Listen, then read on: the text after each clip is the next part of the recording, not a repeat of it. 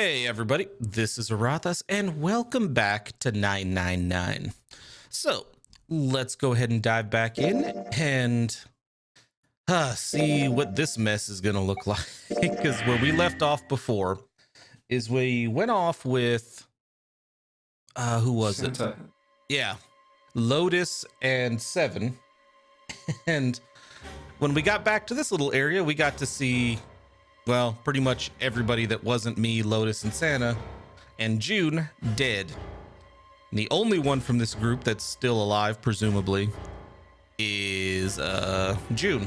So, yeah. Hey, Falcon, good morning to you. How's it going? So, yeah, pretty much half of who's left has just been murdered by June, but we already had our suspicions that June was a psychopath or a budding serial killer based on just certain actions and flashbacks we've had. Now, also, I did a little bit of research, spoiler-free research.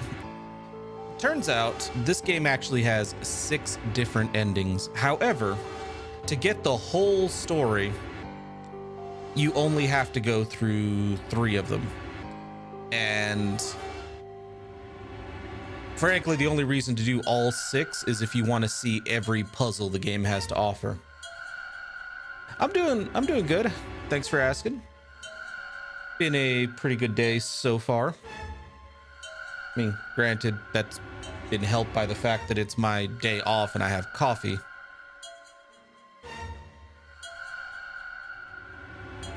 That is true. Unless she has some, you know, supernatural abilities. Without something like a gas grenade or something, June would probably not be able to take Santa and Ace at the same time. That is a good point. So we'll have to see. And who knows, you know, maybe there is somebody else here. We don't know for a fact yet. But yeah, I think what we're going to do is we're going to try to get... well, it's actually up to you guys. Actually, let me phrase it that way. We can do all 6 endings after we get this first ending. Apparently, the way the endings in this game work is just basically different door combinations. So if you guys want to see all 6 endings so we can see all the puzzles, we can do that. Especially since this game has something that Nightcall didn't have at all, which is a skip previously seen dialogue button. Or we can just stick with just the 3 endings after we finish this one. The 2 more endings that give us the whole story. So, because yeah, I guess this is like a lot of visual novels. I didn't even realize this was a thing since I don't really play visual novels until fairly recently. This game has a true ending that makes you jump through some hoops to get. So yeah, either way, you guys let me know what you want to see and we'll just go ahead and go on. Clover. And Ace. Yeah, no, I see him.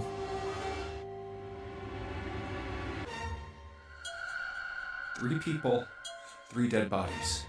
That means that the person who had killed them was... Yeah. No. No, it can't be true. Give it to me! The hell? Let's go! Oh, that's right. She wants the key so we can get the hell up out of here away from the killer. And I can't really blame her. I can see that, Stahor. Honestly, just for me, it kind of depends on what kind of questions are left at the end of this, because if the end of this is basically just, you know, leaves a bunch of open-ended questions, I will probably look at some of the other endings. But based on the whole skip previously seen dialogue, I feel like we'll probably burn through the next couple endings pretty quickly. Either way, we'll see. But yeah, thanks for the feedback. You'd prefer to move on to the next game? Gotcha. Dude, why would you want to stick around? You now know June is a psycho. Open! Why? What happened? Nothing. Nothing happened. I didn't feel it unlock. Oh no. Is it the wrong key? I don't know. Maybe. It's open. Yeah, maybe the door is already open. That's a good point. Collect the bracelets just in case. I agree. What the hell is this? Wait, you mean the door was already unlocked? You mean the cop's lips? Yeah. A little odd. Why? But how would I know that? Whatever, let's just go. Yeah. I think we know where June is. What the hell is this door? I can't see anything that looks like a doorknob or switch or lever or card reader or anything. How the fuck are we supposed to open this? Now, to be fair, I think we're actually pretty close to the end of our first playthrough as well, because I believe from the non-spoiler thing I read, there you only go through a total of 3 doors, of numbered doors per playthrough. We don't have a choice. We're gonna have to go back. No, I'm not going back there. There is a murderer back there. Well, actually, the door was unlocked to come in here, so there's probably a murderer in here. But I don't see any other doors. Okay, well, fair enough. Oh. No way. It opened by itself. It's an automatic door? I am very curious to see if they are going to explain what's happening with June, like how she took out 3 people, even though she's fairly small. Look, guys, I've got a really bad feeling about all this. You think? You think we're just perfectly calm and okay with the 3 bloody corpses back there? The other doors were already unlocked, and this one's automatic. We haven't seen anything like this before. Bad feeling. We've hit bottom. This can't get any worse. Shit! You're just saying that because your childhood friend and girl you were crushing on turned out to be a bloody serial killer. Hey, Junpei! I can't take this anymore. I kind of like that Junpei's cracking and is just like, if you know what, fuck it, dude. Let's just whatever. No one can.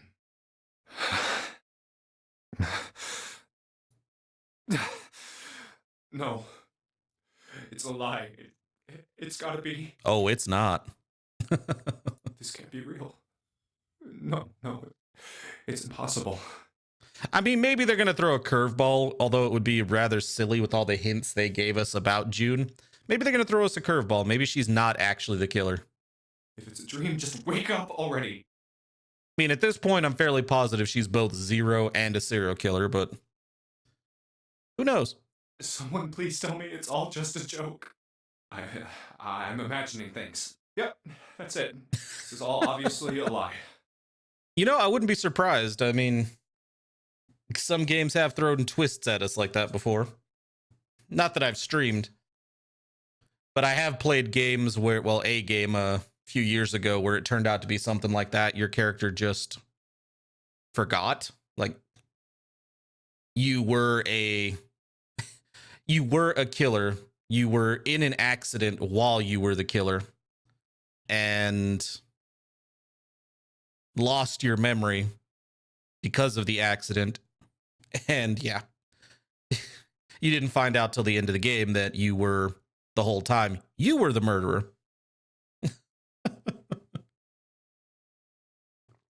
It was a rather silly game, but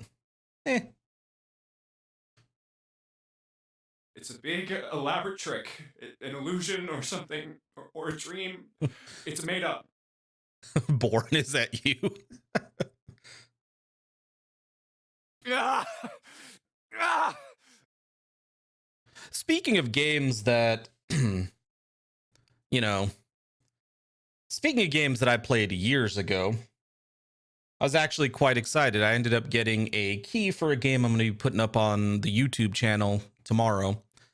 That is filled with all the nostalgia for me. I actually got a key to try out. I would have put it up earlier, but there's an embargo. Got a key for Fantasy General 2, which I'm super excited about because I played the hell out of that as a kid. And the 2 things that stick out that make me that the new, that make me very excited for the game is that game had fantastic music, and I spent so many hours playing it. But either way, let me stop getting distracted. Let's get back to this because we're being chased by a serial killer. Connie! Wait, what? She's not dead. She's still wearing her bracelet, dude. This is a trap. This is a trap. Connie! Connie, hang on! No, it's a trap. Connie! Dude, don't be an idiot. Jumpy? Oh, man. Connie, there's so much blood. What the hell It's not happened to you? hers. How did this happen? Jumpy, I'm sorry. I might not make it. Bullshit. No. No way. No way I am going to let you die. I am going to save you. I promise. Thank you, Jumpy. Thank you so much for everything. She's gonna shank me, isn't she? I was really happy. Man.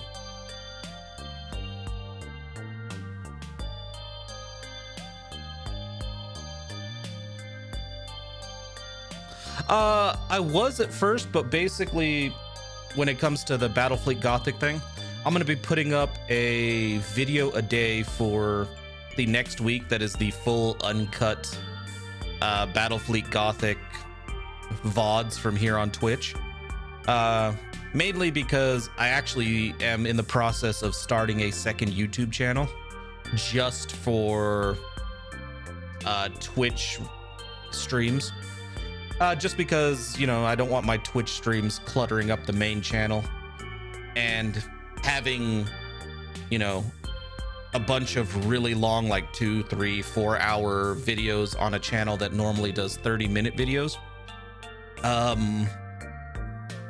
is actually really harmful for like analytics and growth and all that. So basically I'll be putting all of my streams on a different channel. But for now, because I started Battlefleet Gothic and the Chaos playthrough on the main channel, I didn't want to leave people hanging and tell them, you just have to go to the new channel when I actually get that thing completed.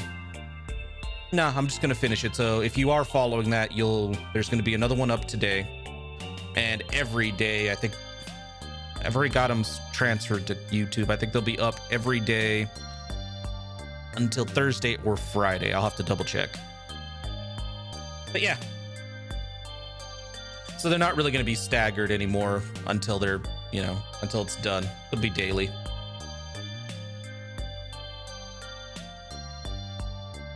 Yeah, and when that new channel's up, I'll just make an announcement on the main channel and provide a link just because, yeah. This way people who want my longer videos and don't mind 3-hour videos don't have to suffer because YouTube's freaking out.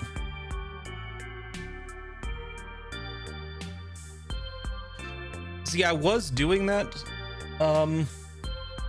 Stahor, where I was basically streaming and then cut the stream into 30-40 minute episodes. Problem with that is, like, take for example a game like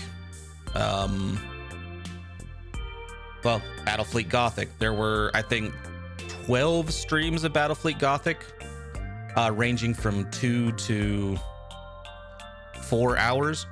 That would have been like 2 months worth of 30-minute episodes, unless I wanted to do 3 episodes of the same show a day, or the same game a day on YouTube, plus the normal YouTube content. I mean, it's a really great idea to split it up, but yeah, I kind of just want a place where people want to get through the story and see it in a reasonable time frame rather than me spreading it out over a month or two, a single game. You know what I mean?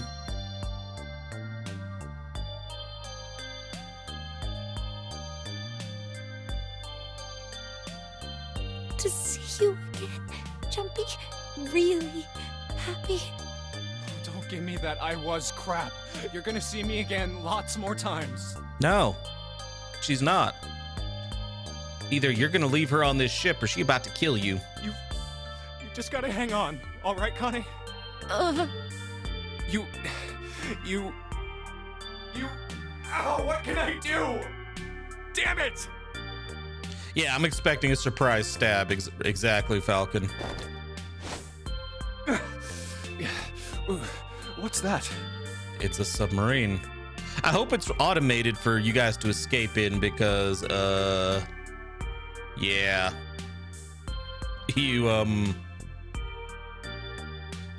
I'm pretty sure none of you know how to pilot a sub. A submarine? Wait, what on earth is a submarine doing here? Also, if that's the escape, where is door 9? Not that it matters, like you said, we can't actually, with the numbers we have, we can't actually open door 9. That's it! Hang on, all right? There's a submarine over there. I'm gonna go see if it works. You're not suspicious. No, They run drugs on the side. don't go. Please, don't go. Please, just stay with me, okay? I want to be close to you, Jumpy. When I... Connie. Jumpy, did you know? That I murdered a bunch of animals because you slept in one day while we were in elementary school. You meant a lot to me when we were kids. That's a good point too, Stahor. I'll stay with you when we're on the fucking sub. Because if you're not the killer, which I doubt is the case, but if you're not the killer, that means there's still a killer in here. I've liked you for a long time. A really long time. Now here's a question. If you don't pass through door 9 and you just get on the sub to escape. Oh, is it on adventure again? Why did it default back to adventure? Last time we loaded the game, it stayed on novel. That was weird. Junpei's vision had gone blurry. It took him a moment to realize his eyes were filled with tears. That's really odd that it switched over. He could feel a piercing point of heat deep in his heart like a white-hot flame. Jumpy, do you remember how we hung out a lot when we were kids? I try to forget, honestly. We went to the pool and to the fair. If you say so. Do you remember playing snowball at the school? They're all memories I'll never forget. All of those moments are treasures to me. You like the fact that he thinks she's bleeding out on the floor and is thinking she's gonna die, and this dude's just basically hugging her. It's like, I don't know about you, but if you really thought she's dying and if all this, there are ways to slow the bleeding down, if not stop it. I mean, just saying, you could be looking for the wound and trying to apply pressure.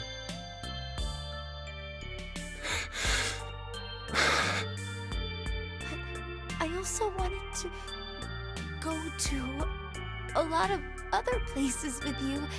A lot more. Is this when she's gonna get switch personalities and get all pissy because we left and then we get stabbed? But that won't happen now. No. I mean, yes. Yes, it will happen. We'll go all sorts of places, Connie. I mean, seriously, Falcon, how much blood does she have to lose? You hear me? I promise. We'll go wherever you want. Don't make promises to a potential serial killer. Really? Yeah, really. I swear. That makes me happy. Really happy. She said it to herself over and over, a weak smile creasing her tired face. Jumpy. I feel sleepy. No, Connie, don't fall asleep. Thank you, Jumpy. Thank you so much. Her eyes were slowly closing. Junpei screamed even as he felt his throat go hoarse. Connie! Connie! Connie! Yeah, longest death ever. Is it gonna open?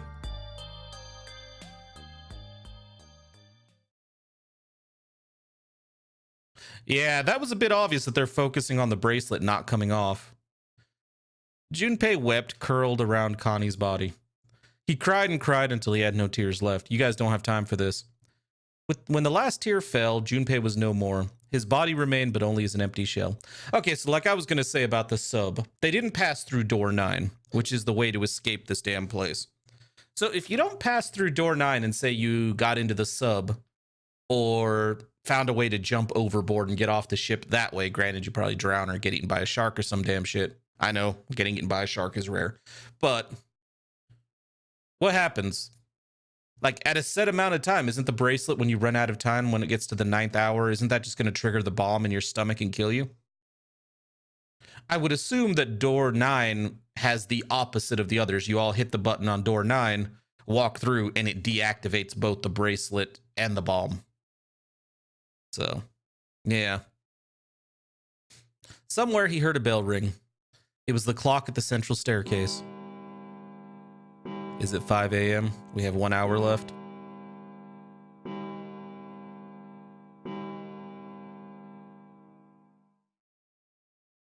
It rang 5 times, then faded. 5 o'clock. Or that if Zero's a dick, yeah, the door activates the boom. Quietly, gently, softly, he set Connie down on the floor. Slowly, Junpei stood. Only then did he realize that Seven and Lotus had not followed him. Where'd they gone? Slowly, he looked around the room. There was nothing. No sign that they had ever been there. It felt as though every part of Junpei's body was made of lead. Slowly, he made his way to the door he'd come through. Maybe they just took off in the sub. As he approached it, it opened, sliding apart with a sound like grinding stone.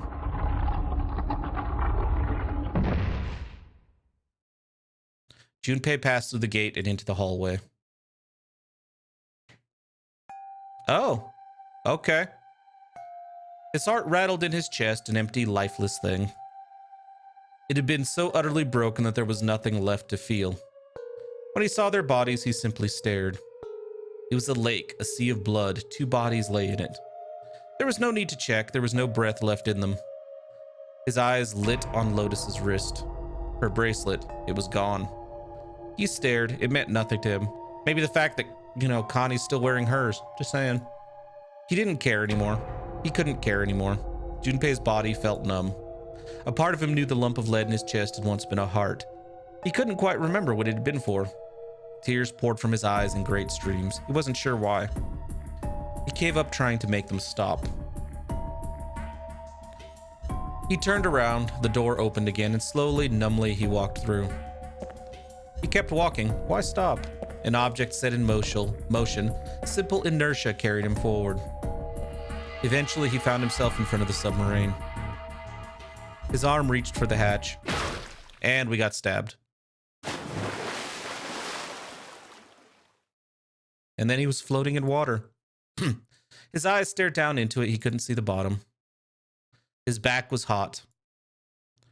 Dimly, he felt the blade of a knife in it. Who?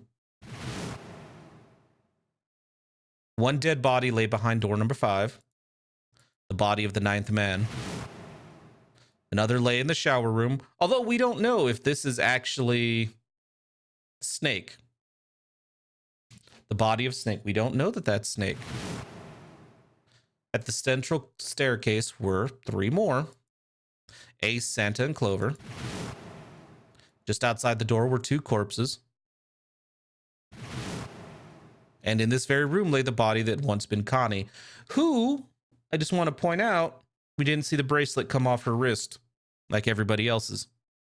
It made a point of focusing on the fact that the bracelet was still on her wrist. And then it made a point of when we walked out to mention that Lotus's and Seven's bracelets were missing.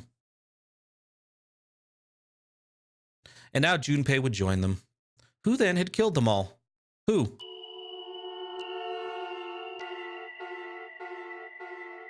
Junpei let out one last breath. Faintly, he felt the bubbles creep up the side of his face.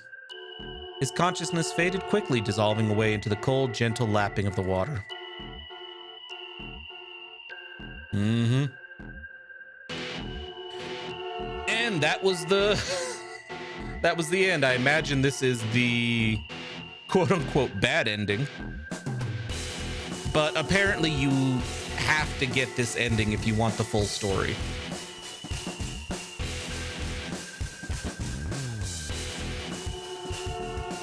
Yeah, based on what I was reading, I would assume out of all 6 endings, let me see if I can pull it up, like the order they're supposed to go in. Because they don't tell you the endings, the thing I'm looking at, or anything about puzzles or anything. They just tell you the endings in the order that they recommend. There's only one ending, period, that requires you to go through door number 3. Only 1 out of 6. So, we got that one, which is ending number 4. And they said if you want the full story, you want to get endings 4, 5, and then that unlocks ending number 6, which is the true ending. Yeah. So yeah, they say if you want all the story, you want endings 4, 5, and 6. And if you want all the puzzles and all the story, you want endings 1 through 6. So yeah.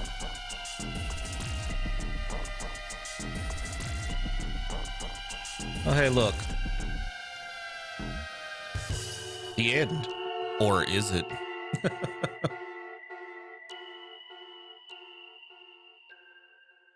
All right. You have reached one ending. This game has multiple endings. In order to experience all the endings, you need to play through the game multiple times. Make sure to save your progress now to retain all the information you've acquired. Memory of Escape has been added to the title screen. Memory of Escape enables you to replay the escape rooms you have completed. Yes, I very much would.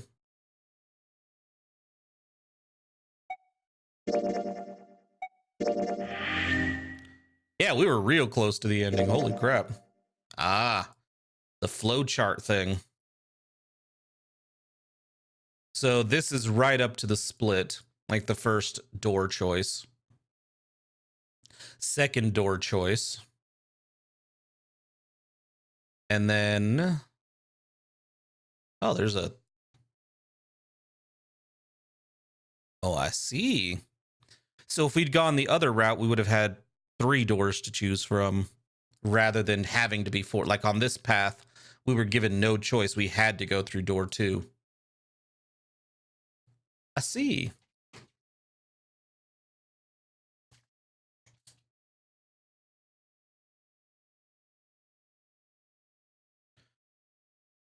I don't know if she's got split personality or if she was just playing us the whole time, Falcon. All right.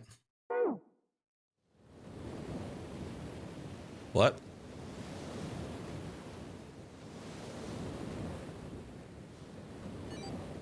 Oh, it's the opening cutscene. I was like, what the fuck is going on?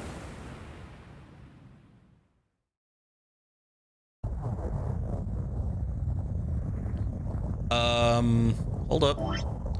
How do I actually... yeah, hold up, game. What the... I'm trying to figure out how to get the skip option.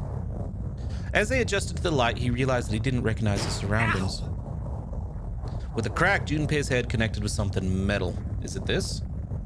He rolled over and threw out his hand to steady himself, but he found himself groping at empty air. What? Whoa! Yeah, I think that's what it is. His balance lost and his still fuzzy mind struggling to understand what was going on, Junpei tumbled down to the cold, gray floor. Ouch! God damn it! Ah, what the hell? Junpei glared around the room, still trying to determine where he'd woken up.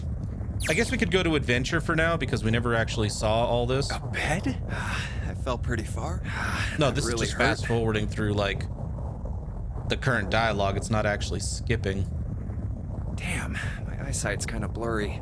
Must have hit my head. No, wait. That's not it. An earthquake.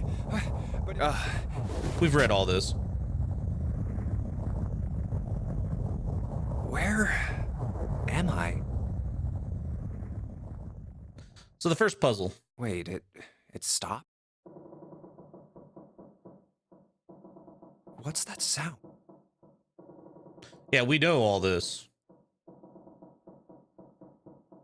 That's 5. What's this? Ah, what's this? Yeah. Hey, hello? Is Good anyone there? day, X3105. How's it going? Is that a picture of the Titanic? It's the picture of the ship, which is a made-up. This ship is a made-up sister ship of the Titanic. They call it the Gigantic. Open the door. There was no response. Junpei threw his left fist into the door.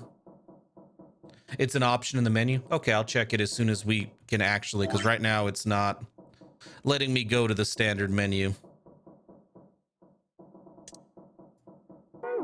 Huh? What the hell is this?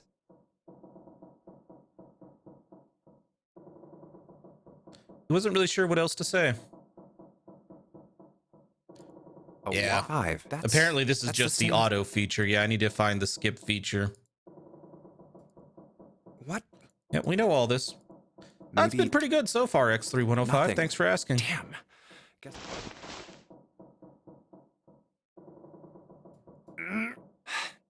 What the hell is the deal with this thing?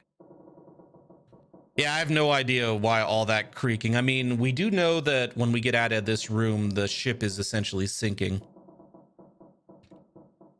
There we go. Thank you, Stahor. So we can skip the previously read text.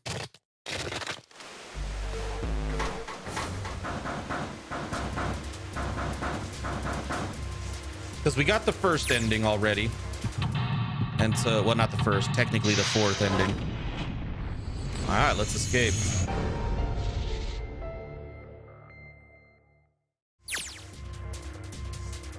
Yep.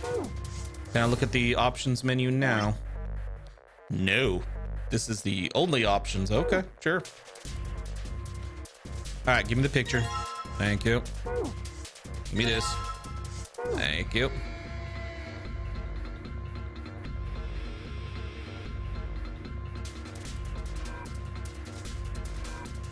Yeah, might as well look through it.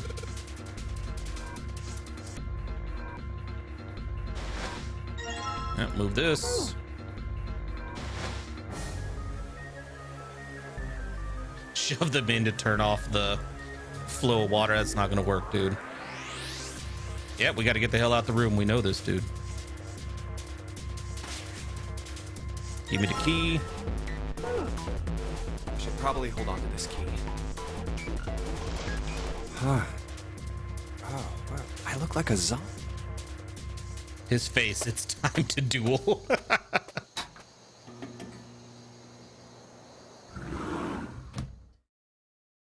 mean, I would prefer this stays in novel mode. Apparently it knows I've been here, so it's like, sure, whatever.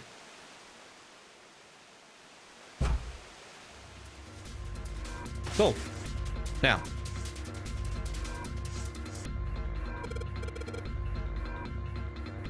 Yeah, we can't open that. Give me this. Thank you. Thank you for that. Why is the stalker here? That was our kidnapper. No, it won't let me skip the puzzles at all.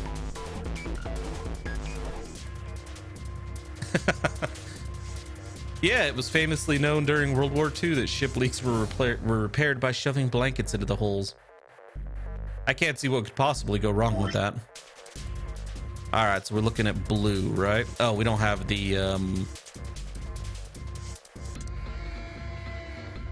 yeah, we don't have the number.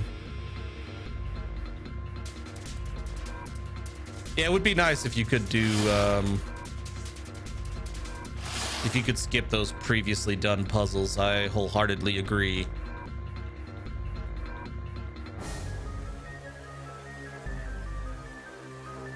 Where was the screwdriver?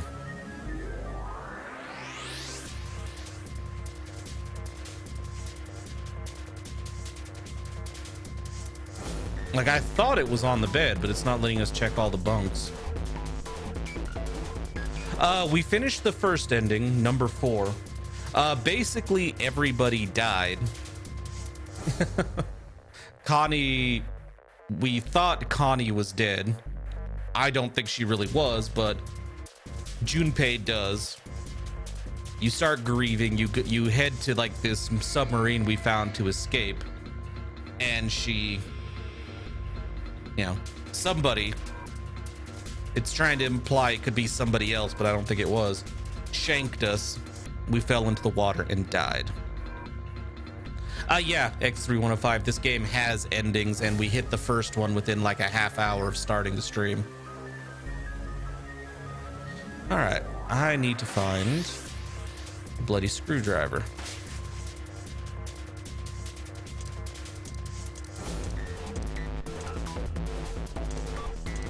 Because we have to take the... No, she didn't. No, Lotus got shanked first before we did. Can I open this? Oh, there it is. Yeah, I just looked at the top. Yeah, give me a screwdriver. You, hey, you combine with you. Go.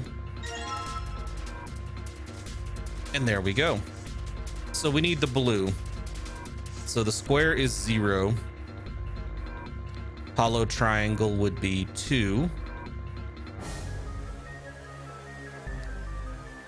0, 2, 6, 3. 0, 2, 6, 3, I believe.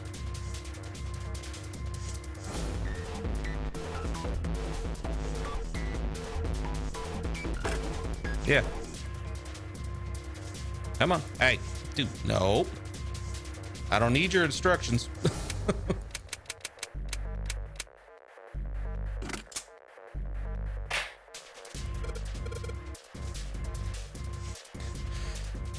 Minus Ace and 7. Yeah. They actually have brains. Ace is pretty damn shifty. 7 gets some of his memory back, but yeah, he still had amnesia for the most part. Didn't really want to talk about everything. Oh, don't tell me about the digital root.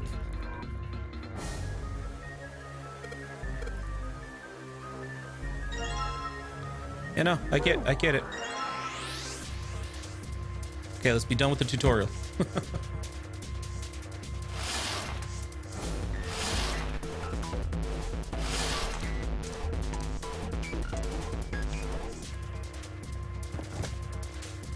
Yep.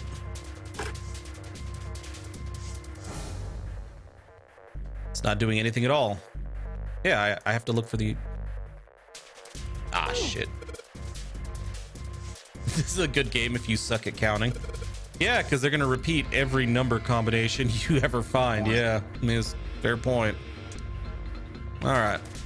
So for this one, 7, 4... Isn't that right? No, that's not 7.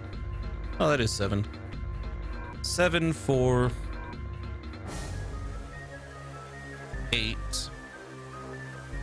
7, 4, 8, 5.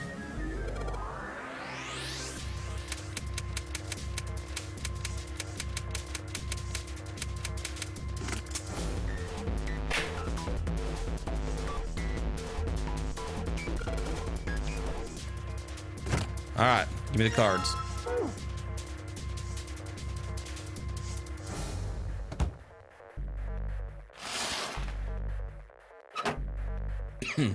Yeah, at this point, I'm really curious to see who the killer is. I'm pretty sure it's fucking Connie.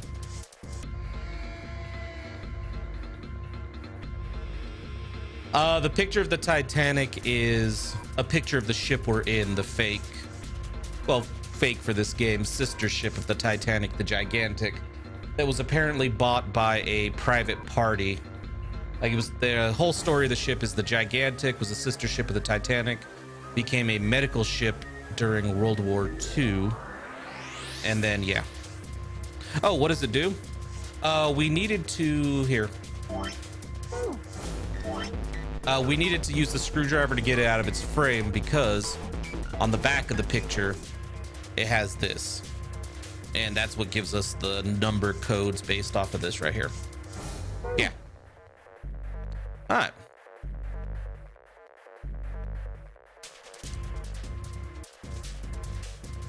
pretty sure this is where I'm supposed to use them. All right, let's slide these cards and see if they work. I know there's a combination, dude. I still have the cards I haven't used.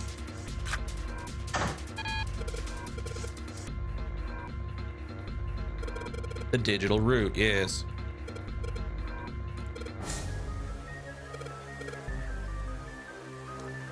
Yeah, I know, dude. So we need to get 5. Yeah.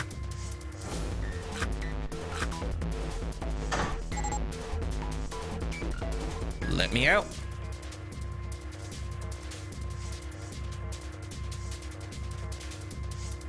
Yes, blue means the door's open.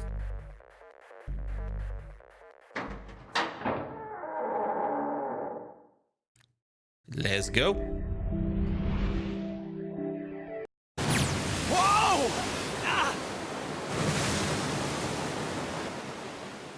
Just gonna keep the skip feature going.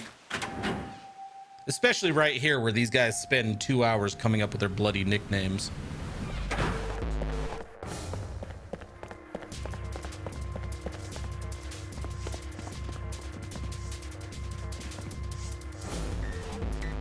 See, everybody shows up together, and then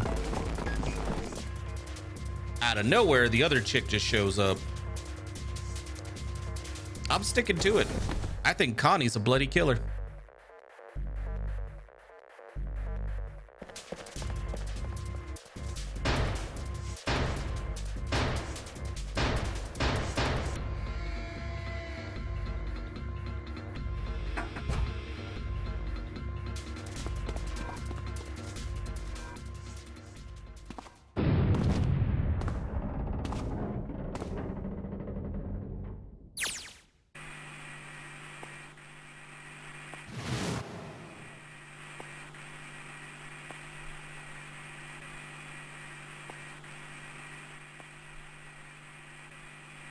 Yep, sorry about that. My mic got muted.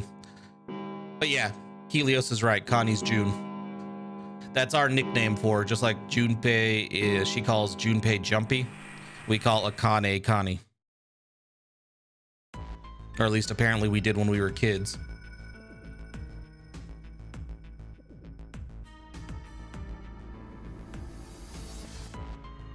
Not that we were kind of in a rush though, so we. not that it matters, but I'm going to turn this on.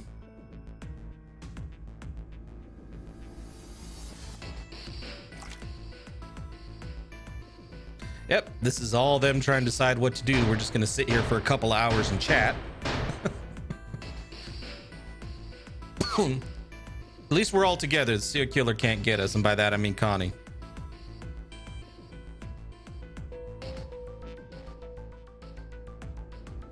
Although, kind of makes you wonder still how she killed those other 3. I'm assuming, like you did, Stahor, that it was a gas grenade and then she stabbed them all.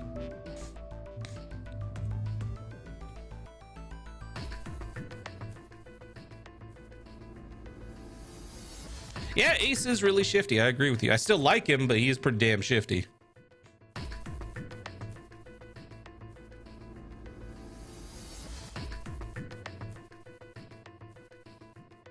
Mm-hmm.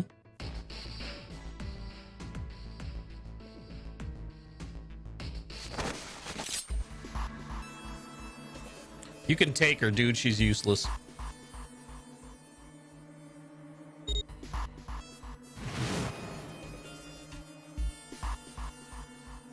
Yeah, Ace doesn't really match the size and the features and everything for Zero.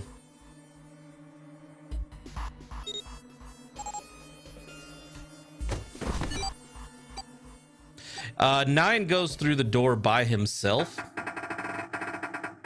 Doesn't realize that he needs everybody who scanned to go in with him and solve the puzzle. Otherwise, kaboom.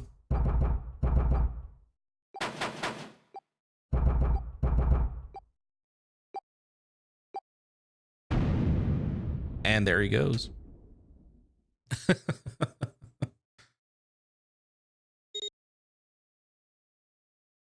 Possibly.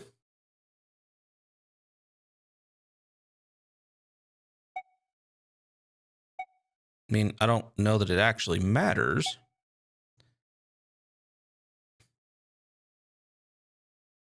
Snake and 7, I guess. Snake, 7. You think you could give Oh, me a just hand a here? test, yeah. But the mood was still grim. Both Santa and June lifted their hands silently. I didn't ask Santa and June. 5 plus 2 plus 7. The digital root of 14. 1 plus 4 equals. Oh, I guess I 5. picked a different group should this do- time. Now we just need to pull the lever. You guys ready?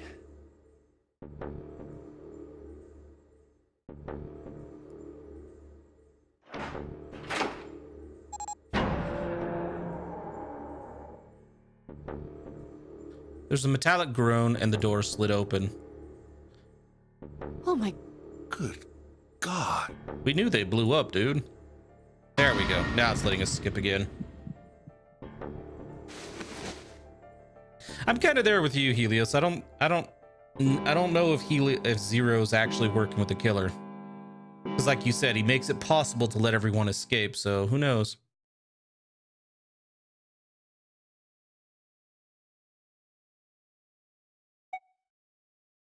Oh, okay. It is showing me the options I did before.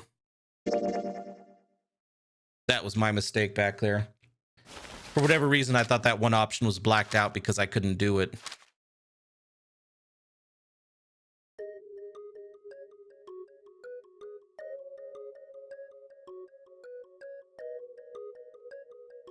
Okay. Oh, you're right there. Not everybody can escape because the door only let 5 people through. So 4 people have to die before then. You're right, I forgot about that. Has to be a minimum of 3 people and a maximum of 5 people. Unless the final door has different rules, but I kind of doubt it. Okay, so apparently for the next ending...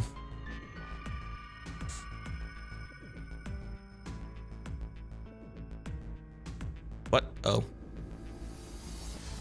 Yeah. There's that too. Unless we've been wrong this entire time and Zero's not in our group. But I kind of doubt that.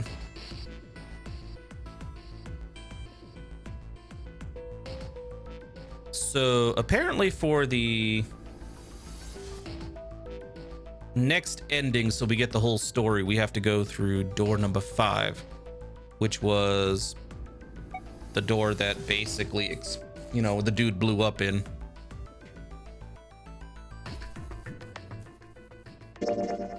All right. That's true too. Zero could see it as a disruption of the experiment and prevent that as well.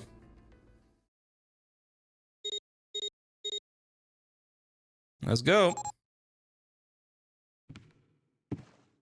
This area, this will go quickly because it's the door we went through. Like we've done this before.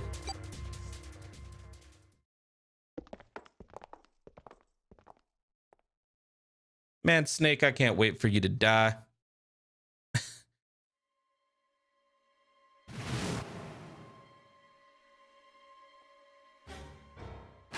Not a fan of Snake.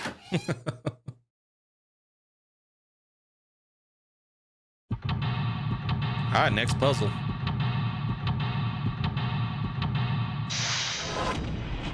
Oh Lord, I got to do the music puzzle again. Snake is moral support. He sucks at it.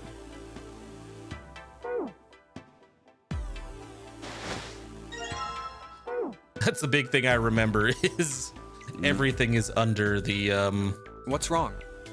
I heard something strange. Ah, well. Never. I don't wish to toot. I know. Oh, shut the fuck up, dude. However, I like that thing right there, if you saw it, like when he gave the little story. Junpei's like, I'm skeptical, like in our little novel section.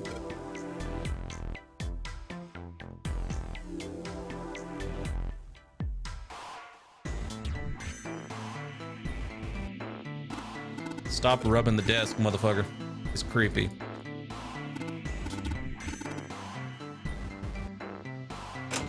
We never found anything for this safe.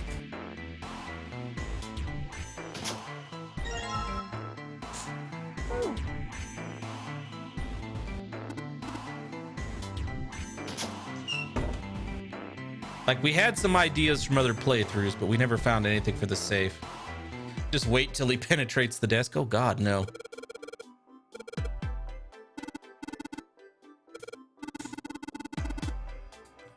The map of the place did not prove to be useful at all.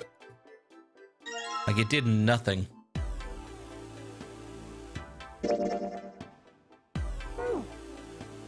Like, it's weird. It did absolutely nothing. Like, we never looked at it once. You're completely okay, X3105.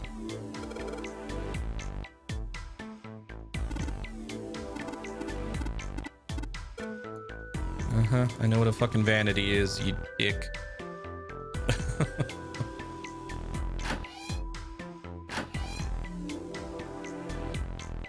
Okay, I know what we need to do here. There's no point going in there quite yet. Give me this.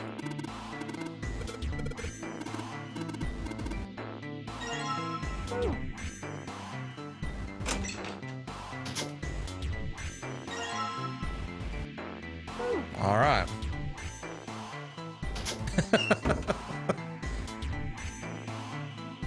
I'm not sure if this conversation's getting all heretical now or not.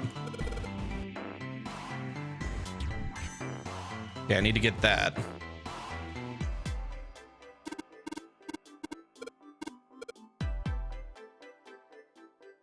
Okay, you go back through here. I need to come over here.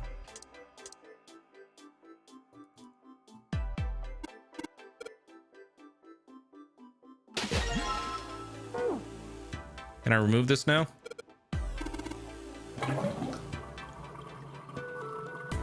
Give me what I need. Thank you. I don't believe there was anything in the sink. Yeah.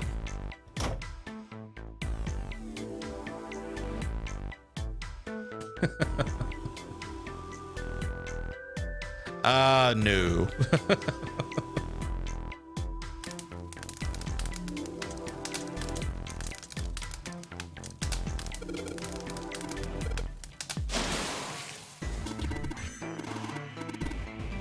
Yep, fire didn't stand a chance. All right, cool.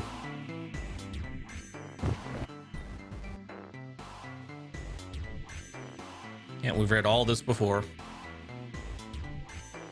Let's get to the new stuff.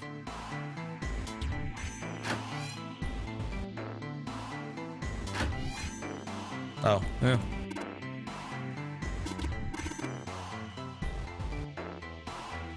I would have thought there would have been something we could have checked the tank, but this is gonna bug the shit out of me.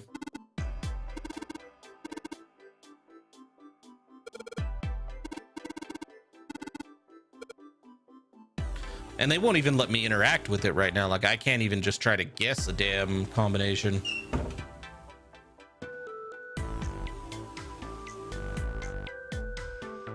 Okay.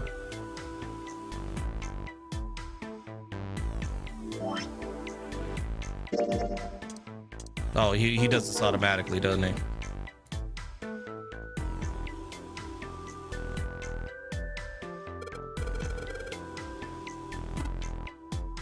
Yeah, it won't let me skip this.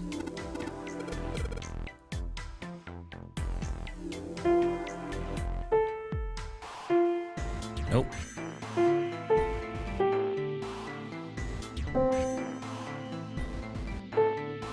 God damn it. It was the first one again.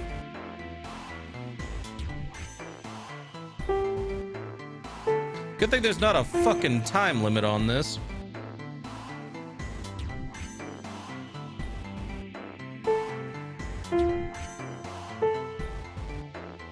What the oh, son of a... That's my problem. I messed that one up.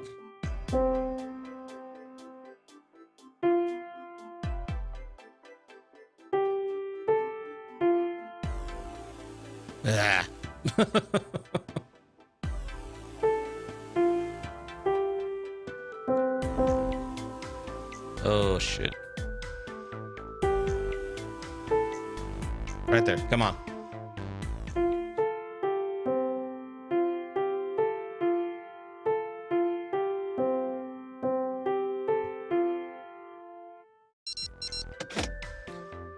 Wait, what was that noise? We did it. Yay. You didn't do shit, but okay.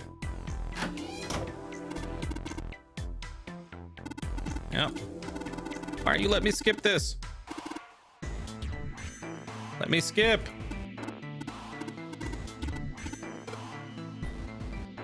Yeah, they don't like me to skip during these little segments.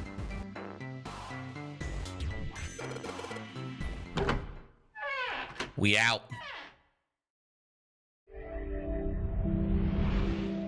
Yes, I found it. Let me go.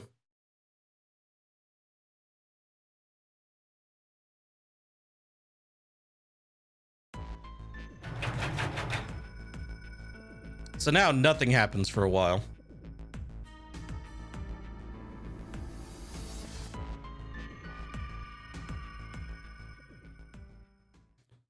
Oh, I forgot. We have this to do.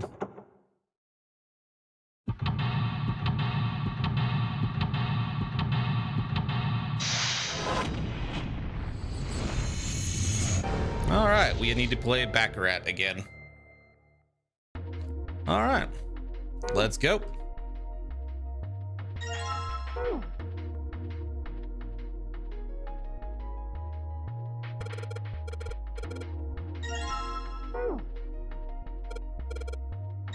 Dude, we're in the casino. We know what playing cards are.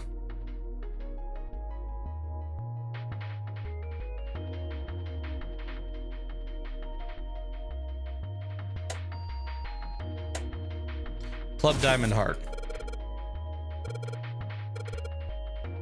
Yeah, give me the card. I need this.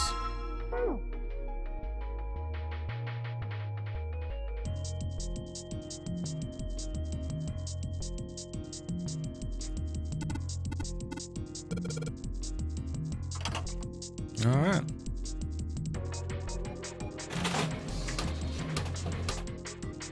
There we go. And I hear something unlocking. Yep. This dude ain't gonna bitch this time. Give me this. Excellent. It's hurry up, dude, if you don't fucking help me.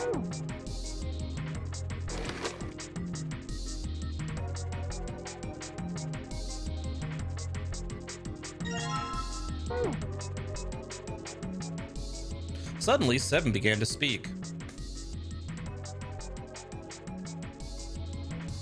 Now, all we can do is match.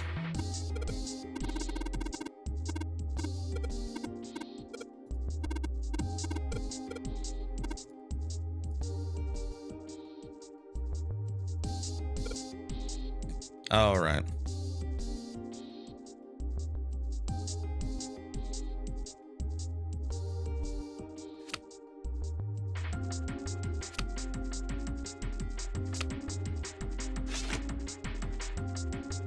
Yep. Give me the fucking thing. Give it to me. Can I have my cards back? Oh, they won't be going anywhere. Apparently they're glued on now.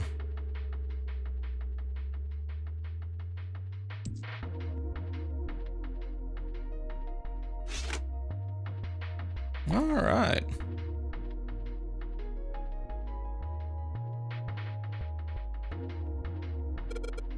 It says 9. Probably does. I would like that card though.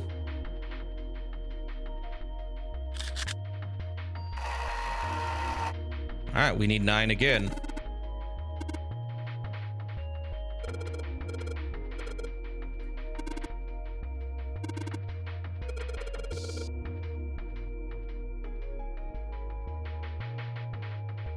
But Abaddon's everything's going according to plan though, Helios.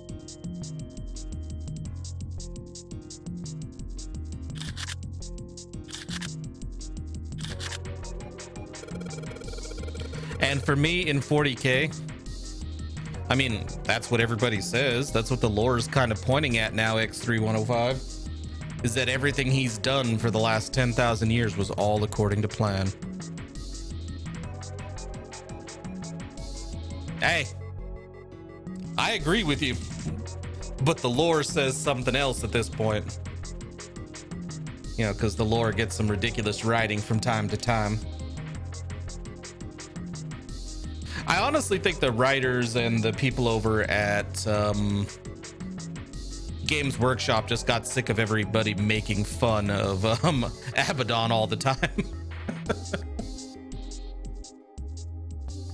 That's why I think they also made an effort in recent times to make the Ultramarines not as much of a joke, because people were mocking them incessantly. Yeah. And if we're talking whiny bitches in 40K, none, to me, from the novels I've read, none match Lucius. Like, Lucius is the ultimate whiny bitch.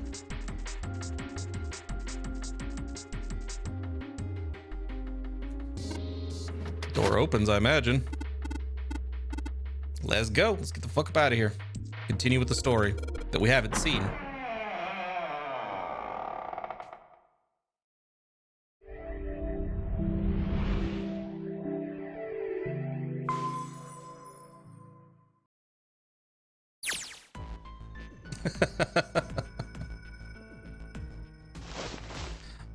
Would not surprise me.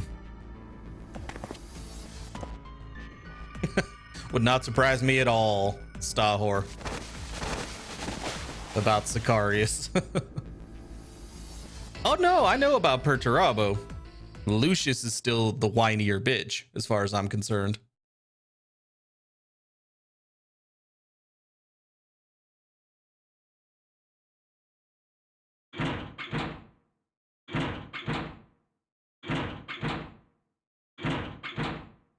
Oh no, you're fine.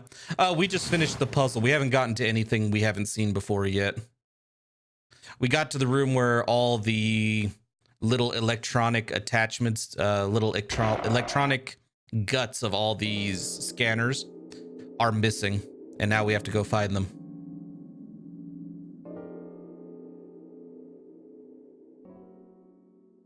So yeah, we haven't run into anything new yet. Oh. The 40K thing, we're just talking about how, as far as I'm concerned, the biggest bitch in the 40K universe is Lucius the Eternal.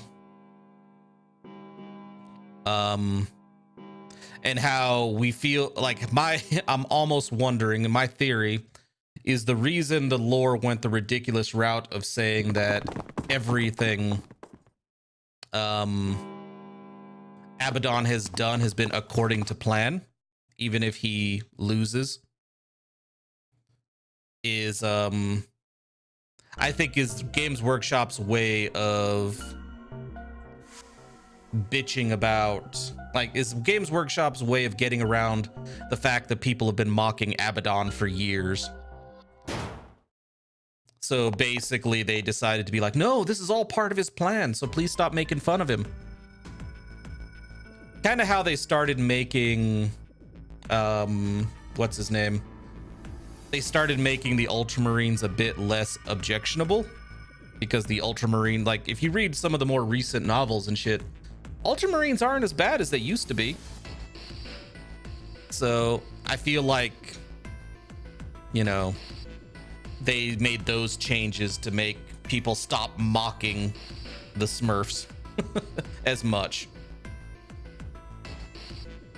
How about the casino on B deck? Okay. And here's Lotus giving us the offer. Refuse and leave this time. No, that's all right. Let's go, June. Junpei tugged June's arm and led her quickly back toward the stairs. Fuck you, Lotus. Is that okay? You don't think we should have listened to her? No, I don't.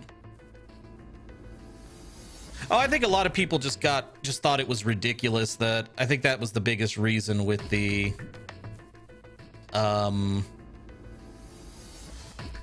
I think that was the biggest issue people had with the Ultramarines, is they were making the Ultramarines out to be, these are the epitome of Space Marines. No one is as good as the Space Marines. Every other chapter is inferior to the Ultramarines, and you know, basically the dude who wrote the lore at the time just had a hard on for the fucking Ultramarines and just made them the superior. Like, honestly, it was like he had in his head that the Ultramarines were, I mean, to put it into current 40K, the Ultramarines might as well have already been, how he was writing it, might as well have already been Primaris, and every other Space Marine was inferior. So, I think that's why people had an issue with it.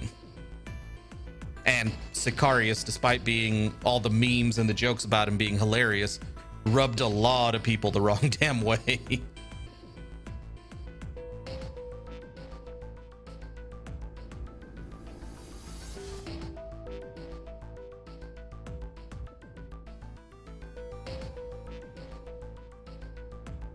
Yeah, pretty much based on the way he wrote those books. Yeah.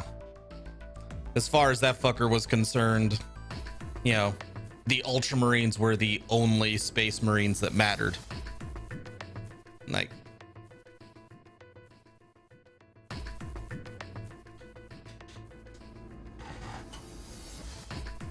so yeah, that's my issue with the Ultramarines, and they've fixed it. They've done a lot towards undoing the damage that fucker did to the lore. So,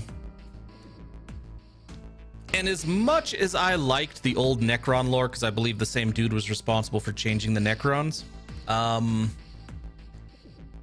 I actually do kind of like that the Necrons have some people with personality now.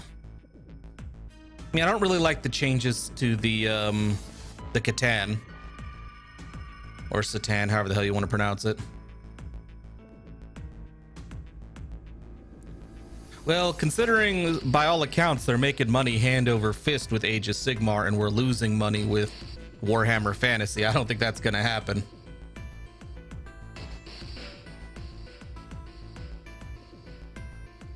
So yeah, I really don't mind his changes to the Necrons themselves. I do mind some of the little...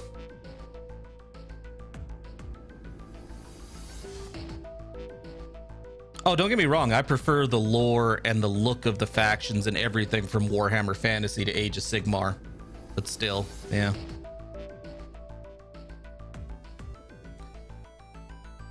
I understand why they did it. They just did not do it in a good way. You don't think we should have listened to her? No, she's a bitch. I've got a pretty good idea what her proposal would have been. We should be looking for Snake. Huh. Well, where should we go next? Sure. Let's go take a... Here's where she's gonna freak out. Yeah, leave her the hell alone. I don't care. Something told Junpei that Clover wasn't in a mood to talk.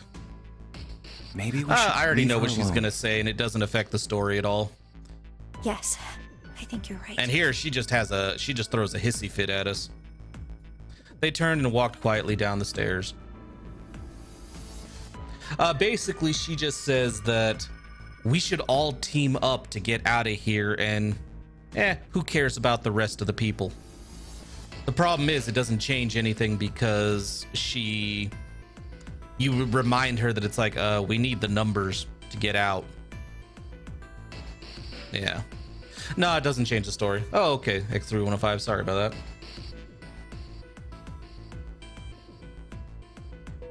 That is very true, Stahor. You got a good point with there.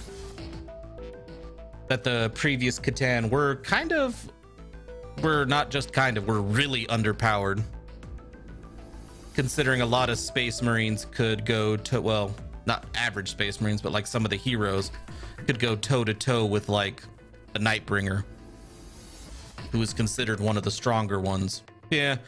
So the shards do make sense in that aspect. I agree.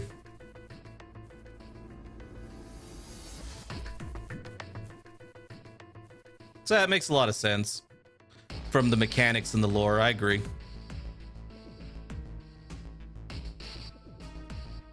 I just miss that they were like, you know, yeah. Yeah, I agree with that part in terms of like the tabletop and the mechanics. And like I said, I really like the other change to the Necrons. I mean, I like that some of them still have their personalities.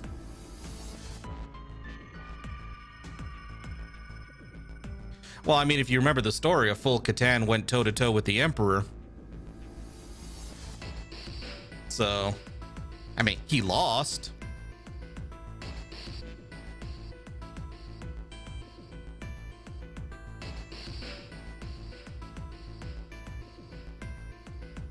Did they change it? I thought they all ate stars and then they ended up eating each other.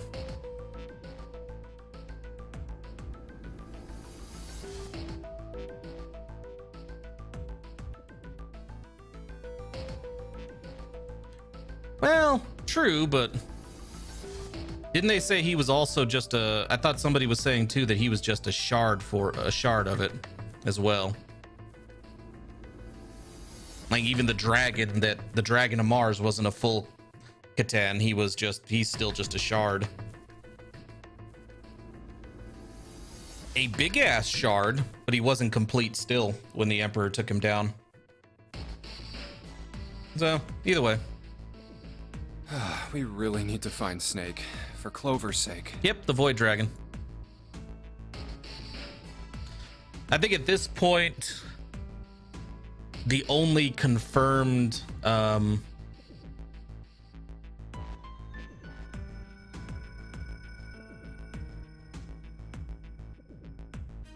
Yep, the only ones that don't have a image of death of Nightbringer is death are the orcs according to the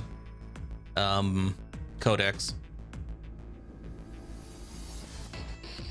Back to large hospital room. 'Cause I don't think there's really anything else down here. Hey, answer me!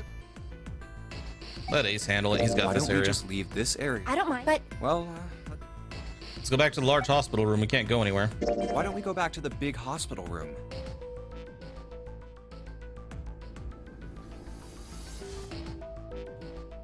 If I remember, they've interacted multiple times. Zinch and the Deceiver, and have fucked with each other every time.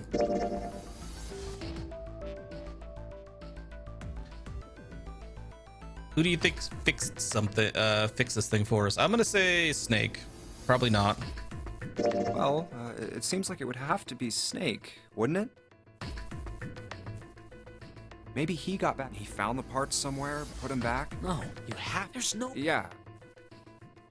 So, and one of us is the person. Bingo! But if that's. Can we just finish this? So yeah, we're done searching.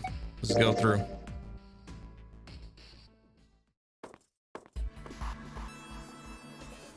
She was right. She is actually. We can't go without leaving somebody behind.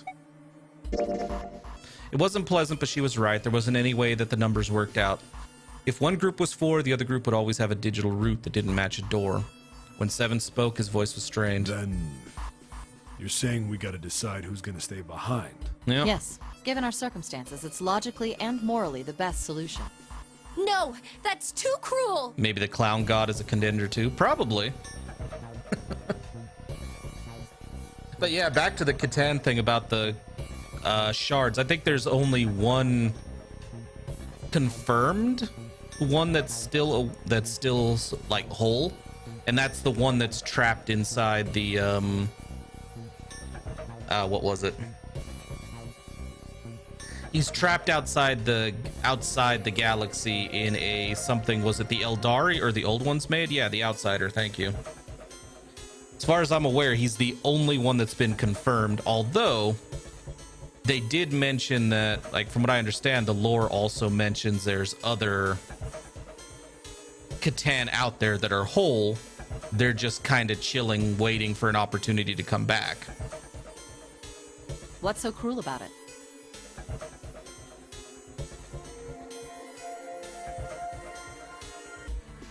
So...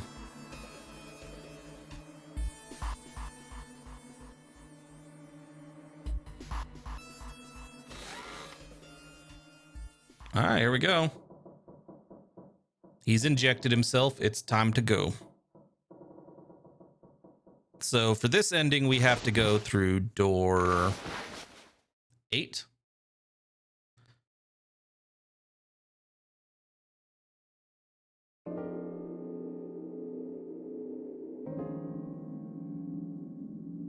I believe so, Helios. All right, door 8 it is. I think I'm gonna go with door 8. Okay, 8 it is. Yeah. All right then. That means June's gotta go through 7. What? Why? The numbers, lady. What? Santa grimaced and muttered angrily to himself, but finally began to If 6 explain. of us are gonna keep going without leaving anyone behind, there are only 3 ways we can do it. Have 3, Okay, 5, we know the and math, 8 go dude. through 7. 4, or We've done the there are math. no other combinations. In other words, 3 and 4 and 7 and 8 can never go through the same doors. You get it now? Yes, shut up, Zero Killer. As Santa finished, June looked over at Junpei, tears welling up at the corners of her eyes. Oh no. You're saying we aren't gonna see each other again for a long time. Lady, we haven't seen each other in like a decade. Calm the fuck down. Junpei felt just as June did. He wanted to be at her side through whatever trials they were preparing to face. Dude, what the fuck, man? You've only seen her again for like an hour at this point, like 2 or 3 hours. After not having seen each other for like a decade. You guys are too attached.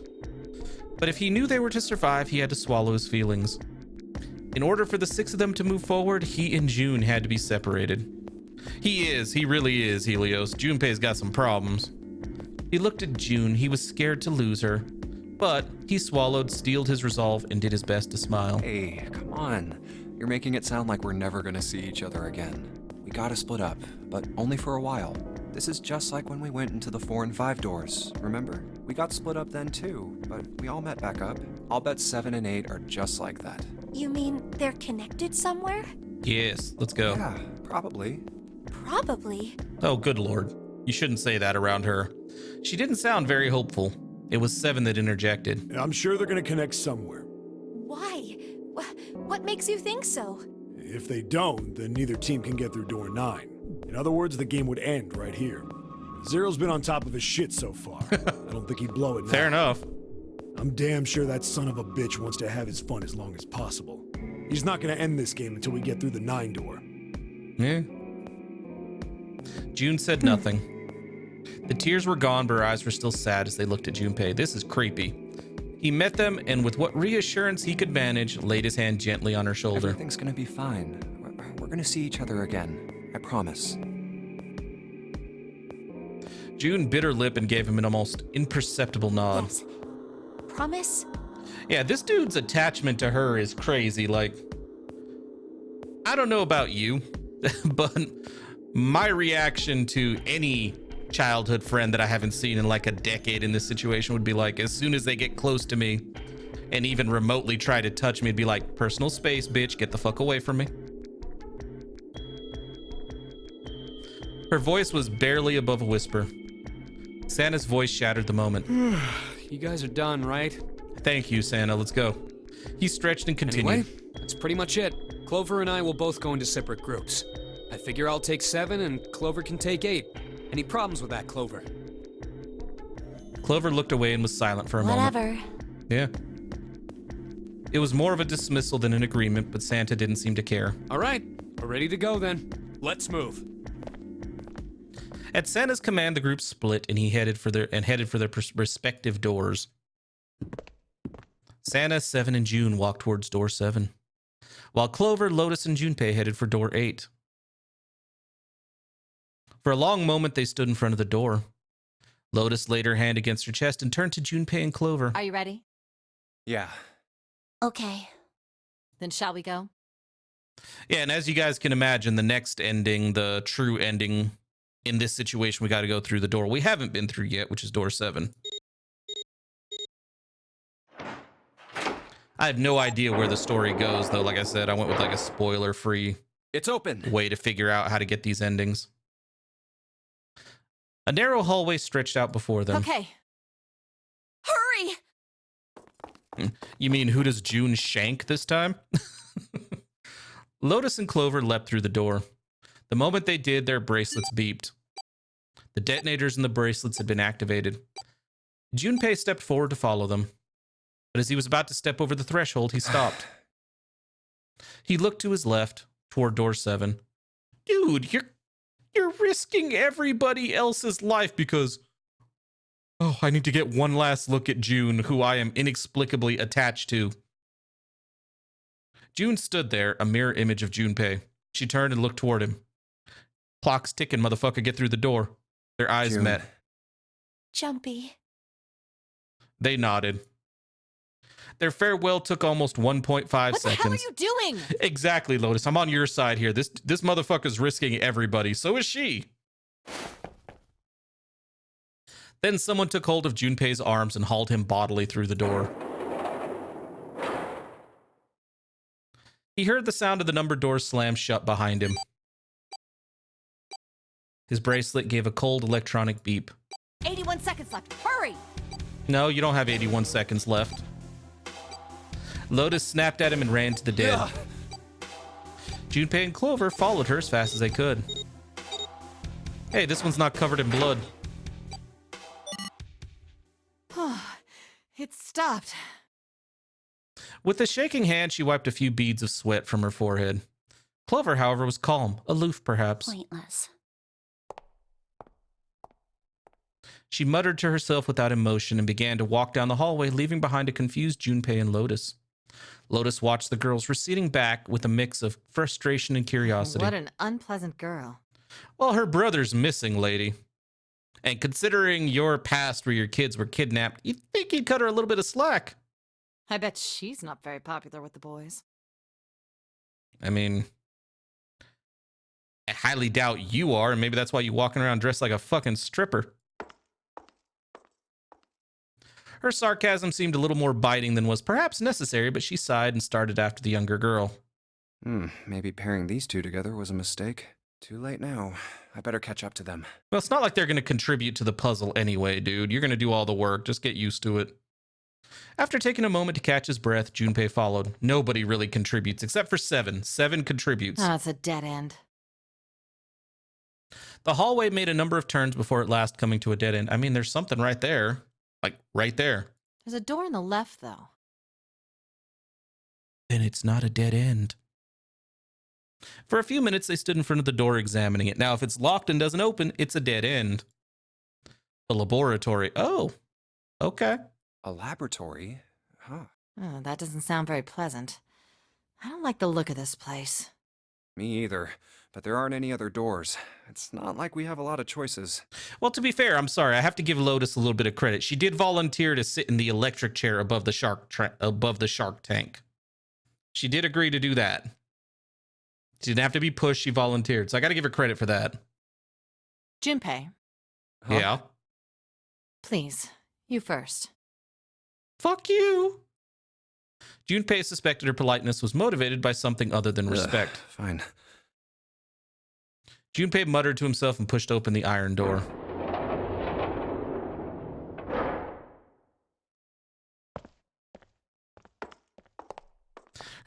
His first steps inside were tentative and careful, but as he examined the room, it became clear that there was no imminent danger. Lotus followed him in, and Clover brought up the rear.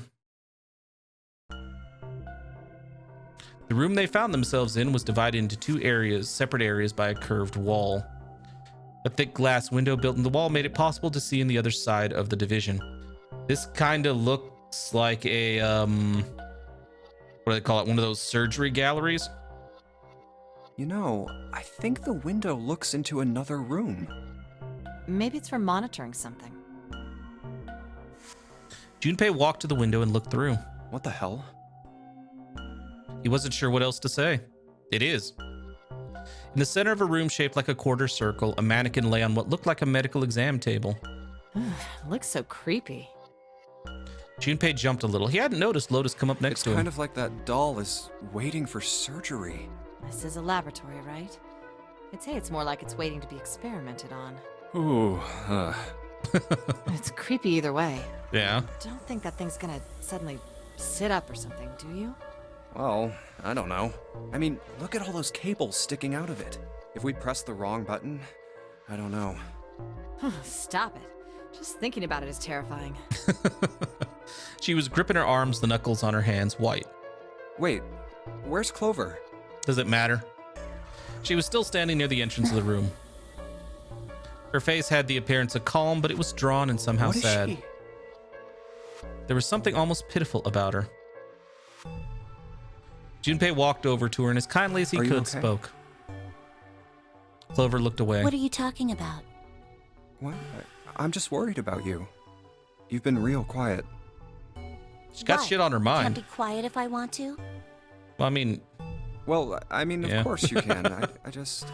Okay then. If I can be quiet if I want, just leave me alone, okay? I'll leave you alone back here to die. It doesn't really matter that much to me. You've been kind of unpleasant for a while. Come on, you know I can't do that. We gotta work together. Clover bit her lip and was silent for a moment, Junpei, then you suddenly. just don't get it. Her cry took Junpei by surprise and he stumbled backward a few steps, alarmed. My brother's not the kind of person who'd just leave me behind. I mean, he did seem like a bit of a prick, are you sure? Something happened to him. I mean, you're not wrong. We saw it happen. I mean, well, we saw the aftermath, but still, kind of a prick. Something bad. Oh, yeah, definitely bad. He in pieces, maybe. Yeah. Junpei had nothing to say. Lotus, jolted from her mannequin nightmares by Clover's voice, turned toward them. What happened? Clover's eyes slid to Lotus, then back to Junpei. Look, just don't bother me, okay? Leave me alone. Finished, she turned around. Before Junpei or Lotus could say anything, Clover had begun to walk quickly away. Hey, wait, Clover!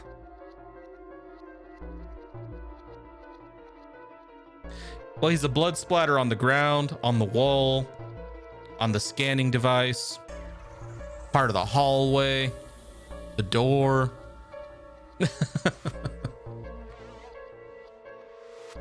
That is right. One of the 16 children died. Did he ever say? I couldn't remember if he said. I mean, I'm pretty sure all of our theory is that June is the one that supposedly died, but did he ever remember if the one who died was a girl or a boy? Because I thought he just said one of the kids died. Hold on! That way is... I told you to leave me alone. All right, bitch. He might as well have been talking to a wall for all the notice she took of his cries. Not even slowing down, she made for a doorway cut in the wall in front of her. Without even slowing down, she passed through the doorway. Clover, watch out above you! Ha! And without warning, an iron gate fell from the ceiling like a portcullis, sealing Clover in. What the heck? What's going on here? Should have stuck with the group, huh? Clover grabbed hold of the iron bars and shook them as hard as she could. Hang on. I'll get it open. Oh, for crying out. You'll never do it on your own. Junpei grabbed the bars and pulled. In a moment, Lotus joined him. The three of them pulled as hard as they could, but... I mean, have you guys not figured out yet that Zero isn't letting you... Like, you can't brute force your way through his shit.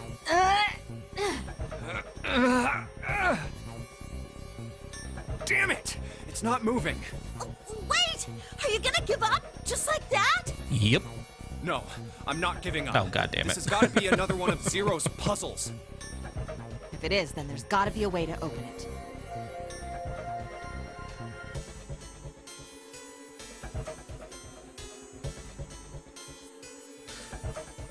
That is right, yeah. Maybe Snake isn't dead. Maybe Snake is Zero. And June wasn't actually involved. That is a good way to go, too. She was a serial killer. Like, June, I'm pretty sure June is a killer. But you're right, Snake, we weren't positive it was Snake. His face was destroyed. His bracelet was shattered, so we couldn't see the number on it. The clue was written in blood on the wall, which he probably wouldn't have been able to do. Although they did basically give him superpowers, it seemed like. Or at least very unlikely levels of stuff. So yeah, it could have been Snake that at the end just basically shanked us in the last ending. We'll see. No, I don't. What? There we go. Junpei Just nodded. what I was thinking. Now all we gotta do is find it. Lotus and I can look around out here. Clover, you're gonna have to see if you can find anything in there. Oh, yes, I'm on it. Oh, now you want to contribute. Convenient.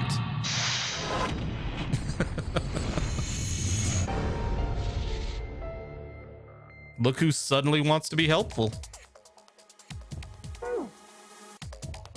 Okay, so she's trapped. Junpei, do something, please. I mean, I'm not really inclined to help, but okay. A window made of really thick glass. I don't think even a bullet could break it. Oh. Ethanol. Yeah, we might have to strap,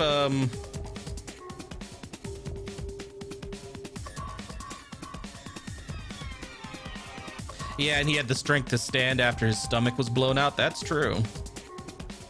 Also, the stomach, also with his face destroyed and everything. Yeah, you assume his stomach and his face were, you know, same explosion. So, yeah.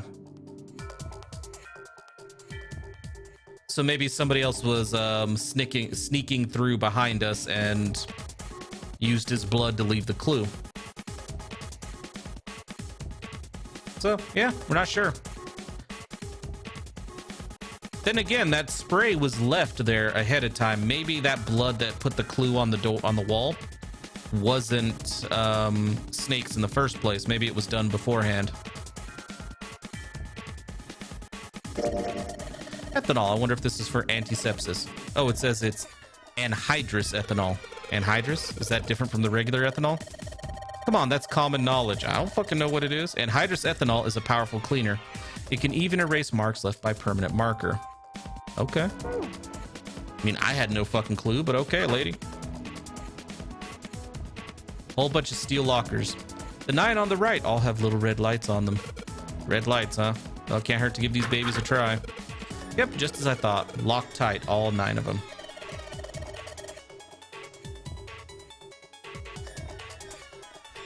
I wonder if there's anything important in there. Now you have to look where to find that particular ethanol. Yeah, does sound useful. These lockers are a little larger than the ones on top. Let's see if there's anything useful in there, in here. That's the other thing. Maybe nobody actually has bombs in us, because that could be an idea. X3105. I think we do have them, but we didn't actually see how 9 died. We heard an explosion, but that doesn't necessarily mean the bomb was in him. Maybe there was something in the room to make an example of him. Kind of doubt it though, because that would have implied that Zero knew from the beginning that 9 was going to try to cheat the system. Oh, he made us swallow the bombs, X3105. Like while we were unconscious, yeah. Or before we went unconscious, whatever. He made us drink something or with the bomb in it.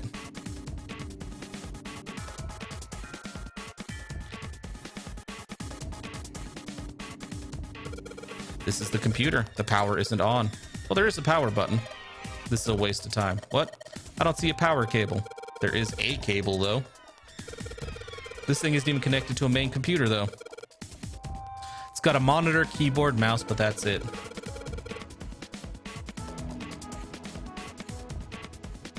That's true. He did push Zero. Like, he does say that Zero was lying to him. So he did trick him. Yeah, that's right. Forgot about that. Oh, I don't know about that.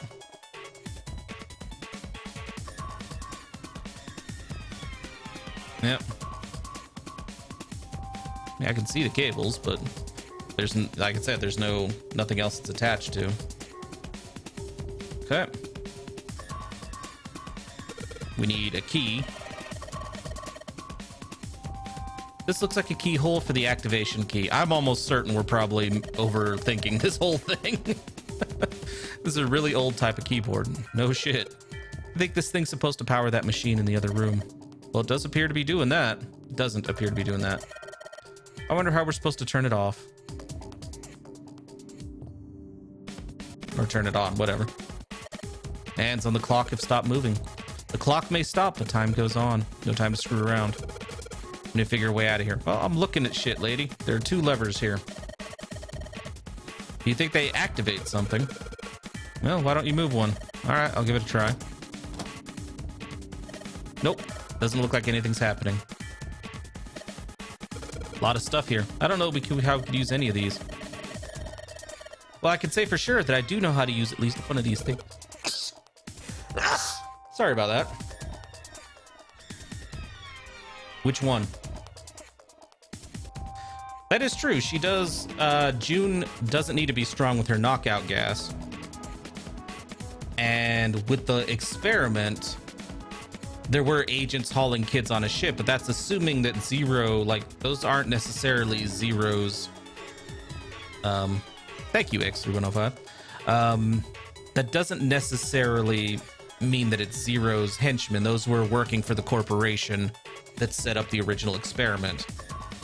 If Zero's still part of the corporation, or was ever a part of the corporation, then yeah, he could have agents.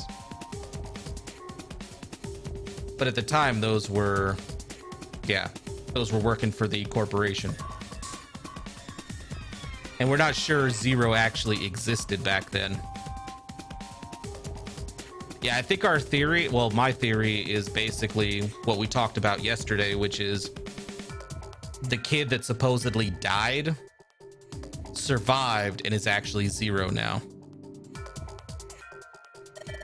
The one on top, I think it's a power cable. The power cable, huh? Well, give it to me. I'll take that. Looks like the control for some kind of electronic lock. The red light is on, and it's got to be locked. There's a green light just below it, although that one isn't lit. I'll turn it. It'll turn on when we can unlock it. Yes, but how are we gonna unlock it? There's no keyhole, no card reader, and no keyboard for putting in a password. I have no idea. Well, that's the thing. Yeah, he would have to have underlings to do this shit because. But do we think any of these traps and puzzles and stuff had something to do with the corporation set it up for the original experiment?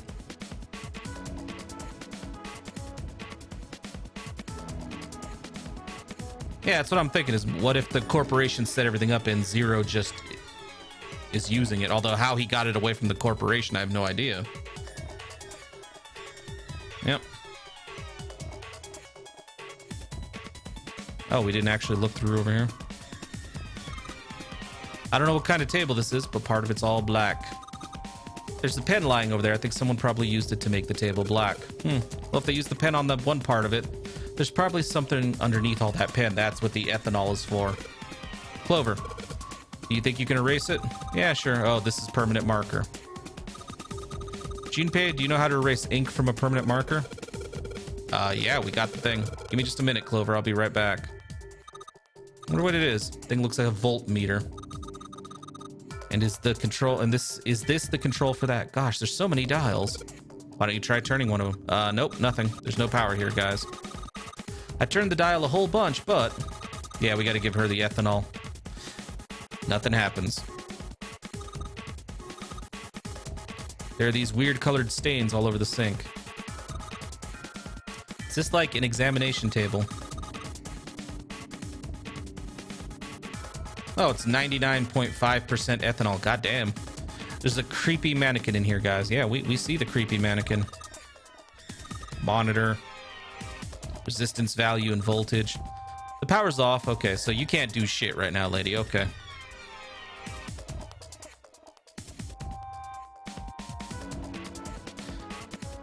So one end of this cable needs to be connected to the monitor and the other needs to plug in onto the desk. All right, let's just slip you in. Huh?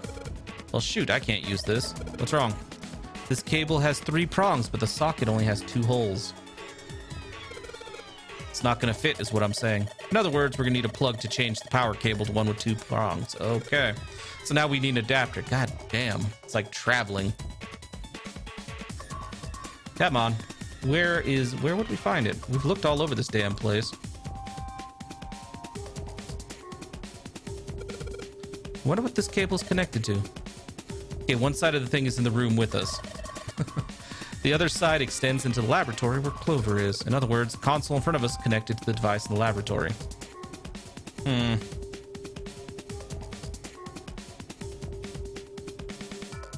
Nope. They're cardboard boxes. There's some papers and stuff in them. What's in the boxes? They look quite full. As far as I can tell, notes on the experiments, but it's all really technical and stuff. I don't really get it. Not surprised, Junpei, not surprised. A couple of vertical lockers. There isn't anything useful. I mean, lady, calm the fuck down. I'm trying to find an adapter.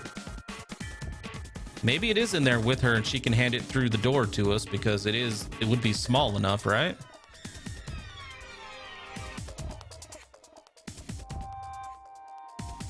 I'm not seeing anything, unfortunately. Oh, I can hand her ethanol. Hold on. Yeah, I can just hand this shit through. Yo. Clover, use this ethanol. You should be able to wipe that permanent ink with it. Then we might have some problems getting out ourselves, X3105. What am I going to wipe with? Oh, well, your clothes, of course. Kidding, just kidding. No, you're wearing a coat. Take the coat out and put it on the fucking... and put the ethanol on the coat, god damn it. Not like I'm asking you to strip down, lady. Jesus. You are legitimately wearing a fucking coat. Look, Clover, right now at this moment, you're the only person we can depend on. I'm trusting you with this. Giggle, you trust me? Okay, that's completely out of fucking character. I feel kind of special. What the fuck? Clover, can you use the cloth on the table? Huh? Soak it in the ethanol and then use it to wash off all the stuff from the permanent marker, okay? Right, okay, so I gotta soak the cloth with ethanol. Oh, she's got the cloth, but she seems to be having a little trouble with the bottle of ethanol. When she's ready, I should ask her to get to work on that stuff on the table. Soak the cloth in ethanol and...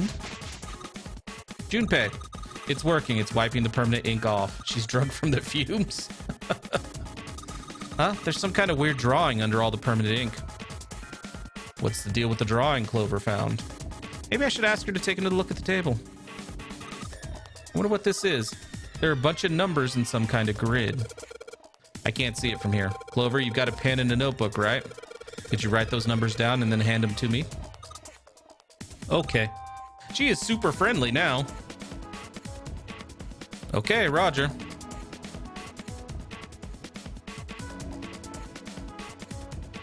I mean, maybe. Here, Junpei. I wrote down all the numbers from the desk on here. Paper with numbers on it acquired. Okay. I think she snapped. You know, regardless, though, I would rather hook... If, like, our dude has to hook up and be attached to someone, I'd rather it be Clover than the fucking serial killer.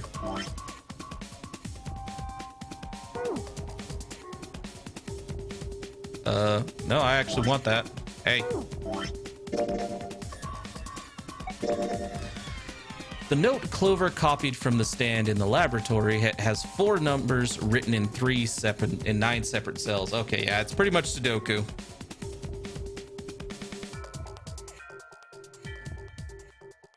Okay. I find it weird that this is under a separate section than like our items. Like, why does it have to be under a file thing? I mean, it's pretty easy to solve this one.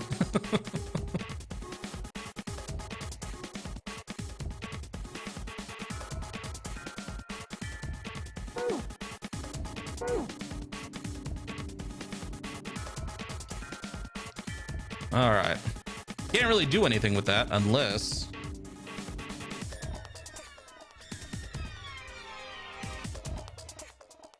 Well, okay, I was hoping there was a grid there.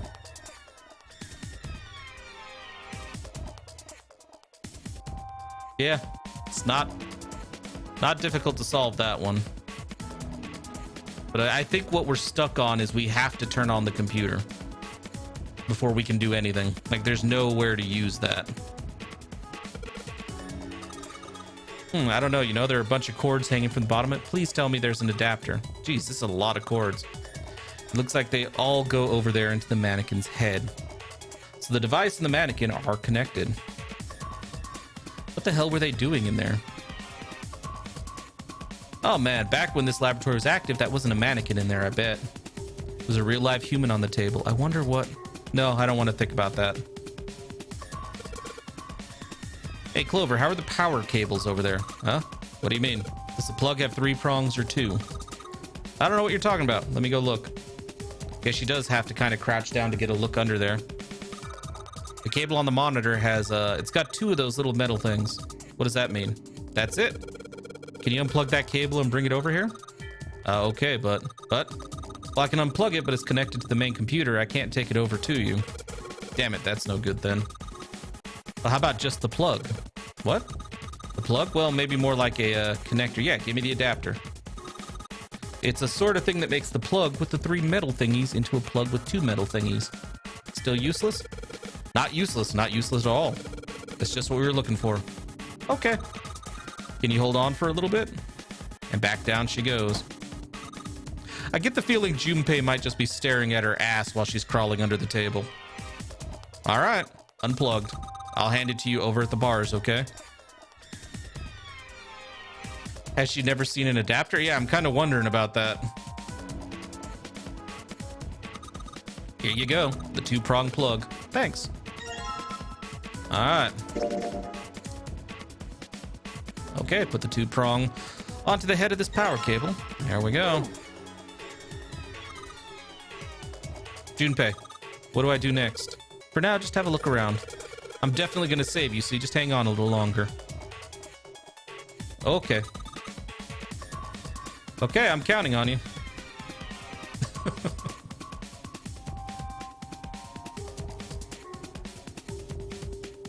All right. All right, I've got the 2-pronged power cable in my hand. I'm pretty sure this will work. Under the desk I go.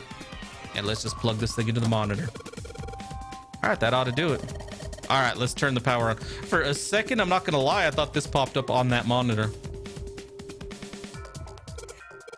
I don't think anything's going to happen. Why not? Well, it's not connected to the main computer. You never know until you try. Pretty optimistic. There were cables going from the monitor into a big metal case, though, so why do you think it's blank? Oh, that worked. Like, seriously, there's a cable coming from the bottom of the monitor into, like, that metal box to the right, into the wall. With a soft hum, it turned on. Streams of letters that made no sense to Junpei began to scroll across the screen. He had hoped it would turn on, but he hadn't expected this. Huh? It's running on its own? It certainly looks like it. Isn't that kinda weird? What? Well, it's not connected to the main computer, right? It's connected into something in here, dude. There's just this keyboard and monitor. This was here before we plugged it in, dude. The only cable connected to this thing is the power cable we just plugged in. Oh, so this was always meant to be the power cable even before we got the power cable? Okay. So why is it working? Maybe it's a wireless display. Clearly, this was a reasonable explanation to Lotus. A wireless display? Yes, it connects to your computer wirelessly, hence the name. Have you been living in a cave, Junpei? You most certainly had not, but... Is that normal? Yes, at least where I worked. Oh. Where did you work? Oh, it stopped.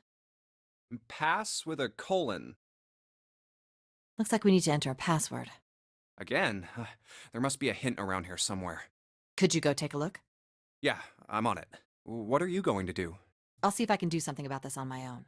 On your own? Yep, on my own. Lotus? Lotus pulled over the nearest chair and dropped herself down onto it in front of the keyboard.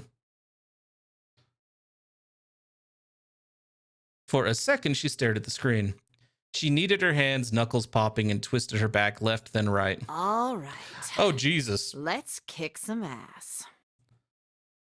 I'm pretty sure they know exactly what they want. Like, they know what they want you to focus on in this scene. God damn.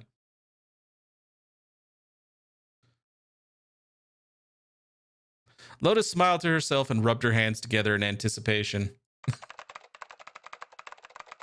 Then, before Junpei had time to blink, she was typing at an incredible speed. The click-clack of the keys running together like machine gun fire. Okay, if he's shocked by the typing speed, I can tell you right now, whoever did this art, he's not looking at her hands and the typing speed at all. There is a very distinct direction his eyes are looking. They're not looking at the hands and the click-clack like machine gun fire. He's staring at anime titties. Wait, what?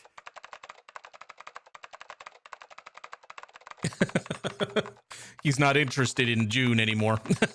Junpei was for once at a loss for words. Didn't expect that, did you? Of course I didn't. You're typing so fast. I can't even see your fingers. What kind of job do you have? What are you? I just love how obvious the dude who drew Junpei here. Like, he's shocked by the typing speed, but he isn't even looking at that. He's straight up looking at her tits. I'm unemployed at the moment. I used to work for a cybersecurity firm, but I quit. Why? At this time, Junpei knew June wasn't worth it. Lotus blinked. Oh, it was just something. Oh, all right. She stopped typing for a moment and her face fell. I see. This was not an avenue of questioning to be pursued, Junpei realized and quickly shut his damn mouth.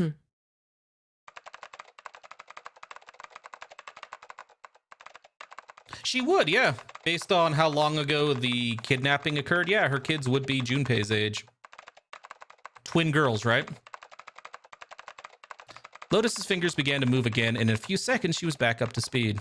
Oh, now he's looking at the monitor.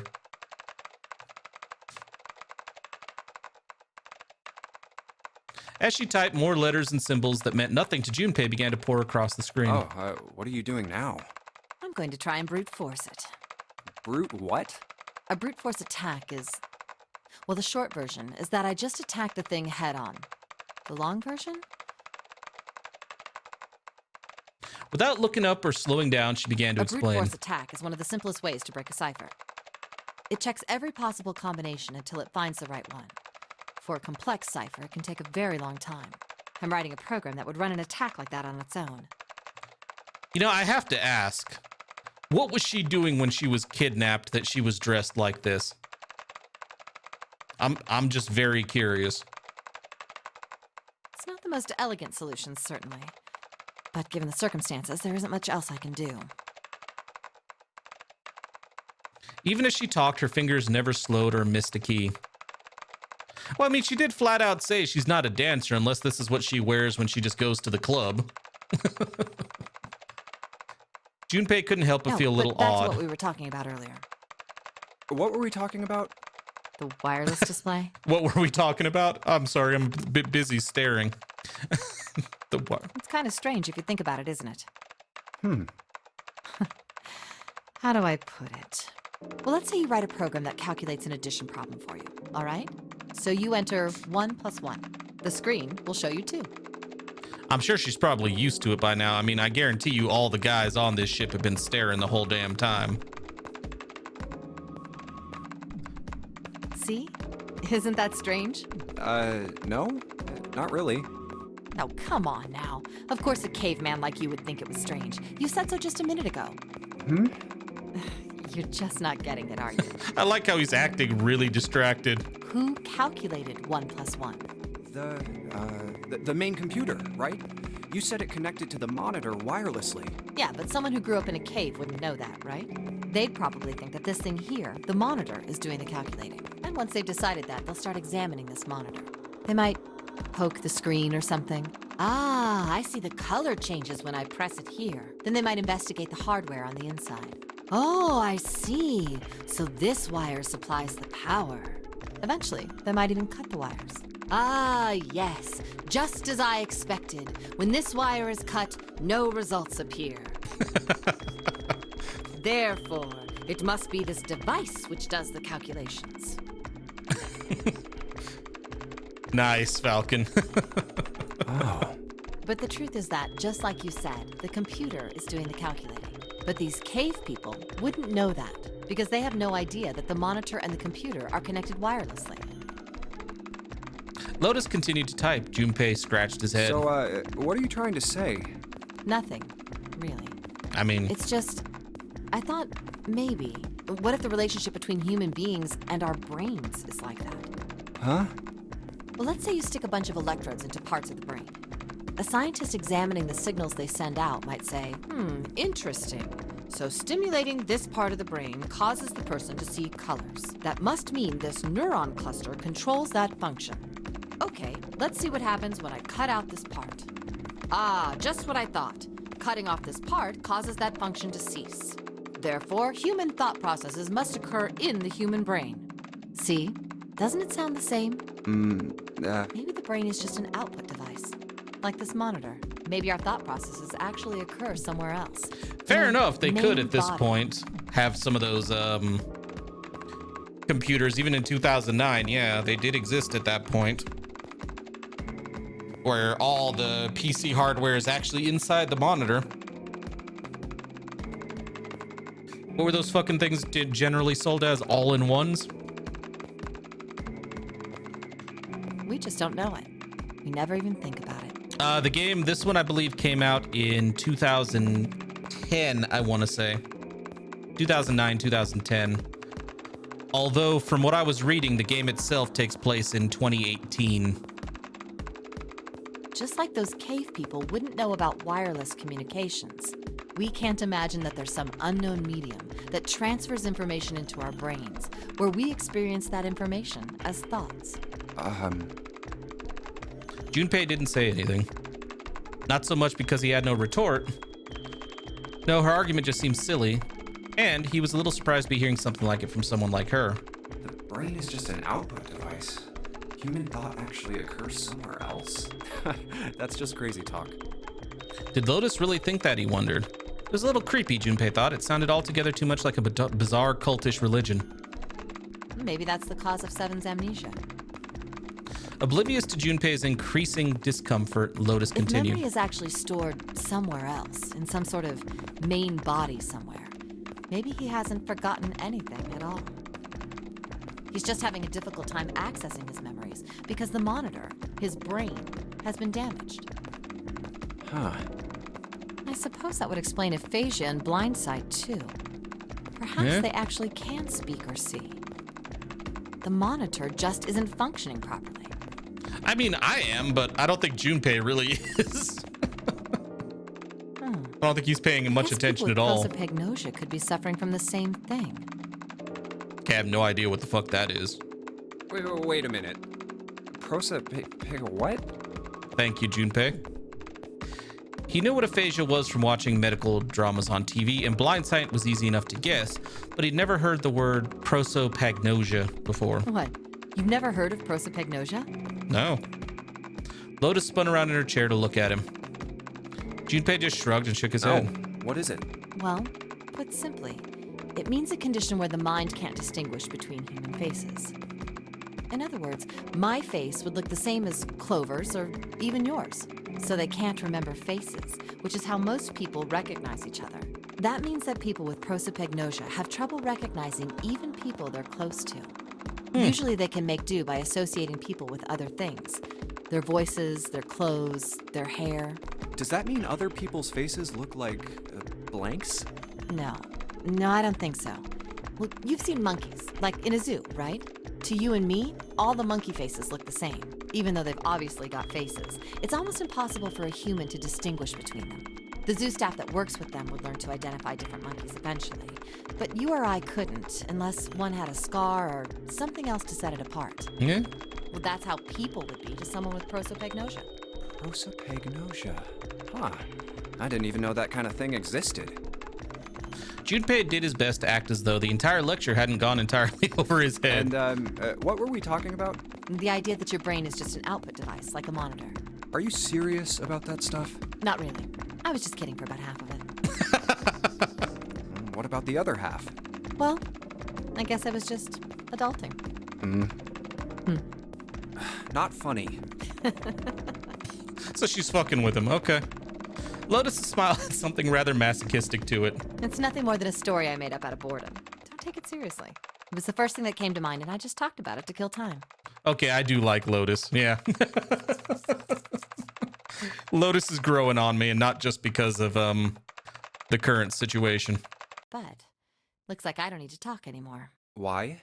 I don't have to kill time any longer.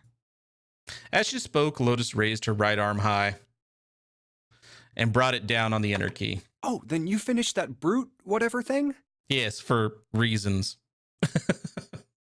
I agree. Yeah, you were pro Lotus from the start. I kind of turned on Lotus when she started recommending leaving people behind and all that shit. Even though it was logical, I understand why. That's kind of when I turned against it. So...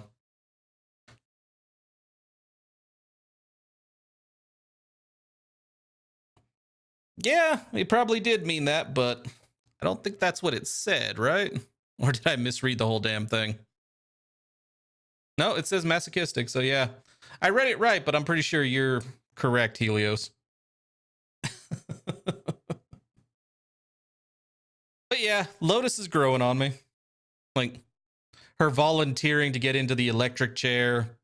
This whole conversation where she's just fucking with you. Yeah, I like her. I certainly did. And let's see what we got. Chunks of text flickered on and off in quick succession, and then a line of numbers appeared, blinked, and disappeared. The screen cleared, and all that was left was the word accepted. Piece of cake. Lotus would clearly have patted herself on the back if it would not have made her look entirely ridiculous. After a few seconds, the accepted disappeared to be replaced with... 9 squares arranged in a 3x3 square. The screen changed again. What the hell is that? No idea. Looks like a puzzle. Suddenly, Lotus stood up. Huh? Aren't you gonna, I don't know, do more computer stuff? No, I can't do any more. It won't let me do any more programming. See? The keyboard. Nothing. So, there's nothing more I can do. Well, I guess I'll leave this to you then, Junpei. What? Let me take a break, all right? I did my part. Fair enough. He wasn't sure what to say to that. She certainly had done her part. In fact, without Lotus, they probably would have run completely aground. I shouldn't rely on other people so much, Junpei thought to himself. I guess you're right. Thanks, Lotus. No problem. And make sure you know when you should thank people. Now, I better take care of this myself. No more relying on anyone else. Junpei crossed his arms and stared at the puzzle shown on the screen.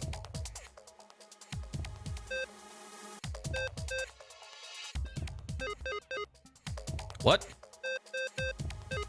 The fourth touch is your end.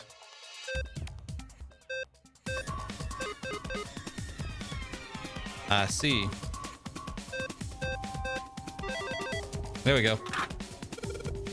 All right. I solved it. Did you hear a noise just now? Yeah, I did. It sounded like something unlocking. Where did it come from? It was the lockers, apparently. Look, Junpei, the lights on the lockers are green. Then we must have unlocked it with a computer puzzle. There's more than one key in here. This one is small, looks like it goes in some sort of machine. And this one has the Earth symbol on it. I think the Earth symbol matches a keyhole in a door on the A deck. Well, if that's the case, we probably don't need the Earth key right now. All right, then. Earth key, I'll just tuck you away deep in my pocket. Now, as for the other key... Yep. What key is this? From the shape of it, I'd say it's not for a door. We know where it goes, in that machine in the corner. Probably some sort of device. Oh, what is it? I wonder. Do you think maybe this is the activation key for that thing? The activation key? Yes, it has to be. I feel good about this. Cool. It was just at that moment that he heard a voice behind him. It was Clover. Hey, Junpei, do you have a minute? Not really, but okay.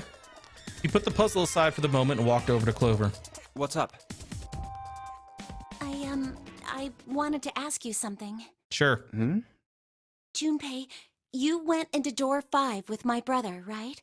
Yes, he was a dick the whole time. Did you hear him say, like, anything weird? Huh? Why is she asking me this? Junpei wondered. The more he thought about it, however, the more it made sense. Snake had been gone for a long time. Clover was quite attached to her brother. Of course she would have been worried about him. Well, let me think. He thought back to when he'd gone through door 5, hoping he might remember something, even a small something that would help her. However... Sorry, Clover. I can't really think of anything. I mean, he did mention that his hearing exceeds that of a regular person, or something like that, but that's about it. Okay. Clover's words were barely audible. She nodded vaguely to Junpei and turned to walk away. Wait a minute. Hmm? Look, I don't know if I should ask you things, but if you don't mind, I was hoping you could tell me if, is Snake, was he born? You're talking about his eyes? I don't really care why he's blind. Yeah. No, he wasn't born blind. When he was a kid, he got in an accident. A really bad car accident. He couldn't see after that. And his arm. His arm? Yeah. What about his arm? My brother's left arm is, it's not like a normal person's arm. It's fake. It's not a real arm. The accident hurt him really bad. To save him, they had to cut off his arm. Wait.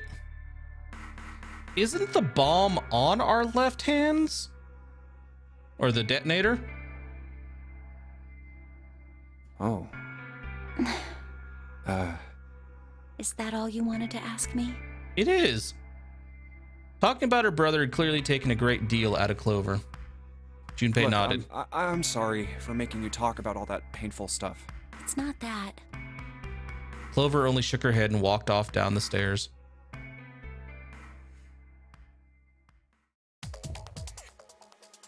All right, well, let's leave her be. This key. The shape sure makes it seem like it goes to this machine. All right, I'm turning it on. Okay, the monitor is on now, and it's full of letters. It's showing some kind of warning. Power restored to experimental device. Emergency system will activate in the event of abnormal subject behavior. Okay. Typing on this keyboard isn't doing squat. The only thing that's about the room that's changed is that the lever is now down.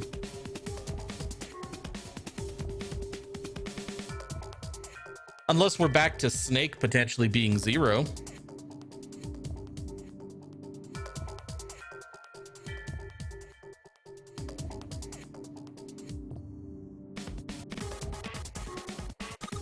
There's something sticking out of the mannequin's head like wires. What the hell were they doing in there?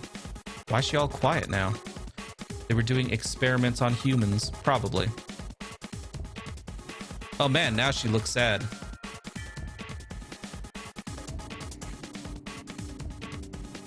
Yeah. Alright, either way. We'll figure out who the killer is and who 0 is. We've got a couple endings to play through, so yeah. Junpei, this thing is in here is on now. Yeah, it's because we activated the power. Could you like play with it a little? Okay. Yeah. I'll turn this dial here. Turn. I don't think it's working. Nothing happened. Well, maybe she missed something. I should ask her to look around the room again. This is the monitor. There are a whole lot of cables. Okay. It's a rack. There are a bunch of cables on it. Somebody cut the outer stuff off the cables. I can see the wires inside. More commonly known as a sink. Thank you. There isn't really anything else I can have her click on. Maybe if you increase the voltage. Yeah, try that. Roger, will do. Okay, I'm gonna go all the way to max voltage. Max voltage, hey. Wait, Clover. Ah, shit. I mean, what are you worried about? What? I think, yeah. I think you probably destroyed the robot. Oh my god, the mannequin's head. That sounds like a fire alarm. What the hell? Fire detected, fire detected. The emergency system will be activated. Evacuate the room immediately. Oh. Can she actually get out of there now? Uh-oh.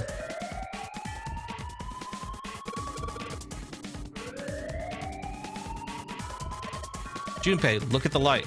Yes, it's green. The emergency system has activated and disabled the lock. Now we can save Clover. Hey, there we are. I wonder if I could have gone through the other door and left her there. Come on, kid, jump. She's safe. That smoke is some serious business. Time to close the door again, I think. There is still like a normal cage over there. I mean, that's gonna just let the, like, there's bars. Smoke's still coming. Clover, are you okay? Are you hurt? Cough, cough. I ain't gonna cough. Damn, she's coughing so hard she can't even talk. Ah, cough. Of course I'm not all right. Hey, lady, I got you out of there. Chill the fuck out. What the hell took you so long, you big jerk? I can throw you back in there. I was almost dead. Sorry, I was going as fast as I could. You two can do this later. Right now, we need to get the hell out of here. That fire's not going to stay in that room forever. Yeah, let's get the fuck out. There's a door right here.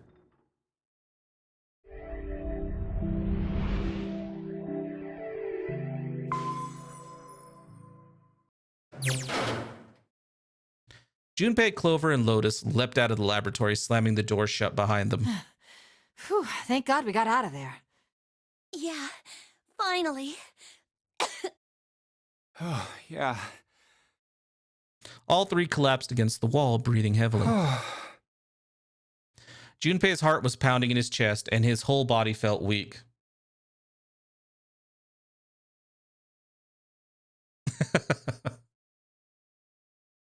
The white smoke is actually machine spirits, possibly. He inhaled gulps of clear air, and with each one, he could feel his body begin to calm down. All right, let's go. Okay. They nodded to each other and started off down the hallway. Before long, they found a few new doors, but all of them were locked. Damn, none of these open. They're all locked. How about that one? The final door sat in a corner of the hallway. Let's hope this is the door with the prize.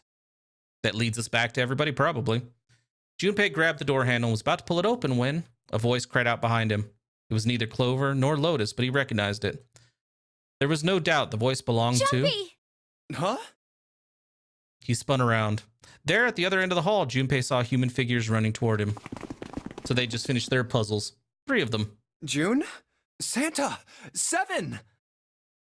They stopped short in front of Junpei, I was going to call him Jumpy, and his companions gasping for air. Hey, what are you guys doing here? What? But we didn't...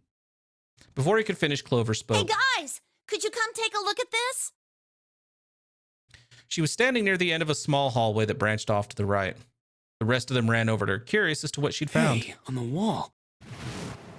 A map of the ship's interior? That still serves no purpose. It says C deck.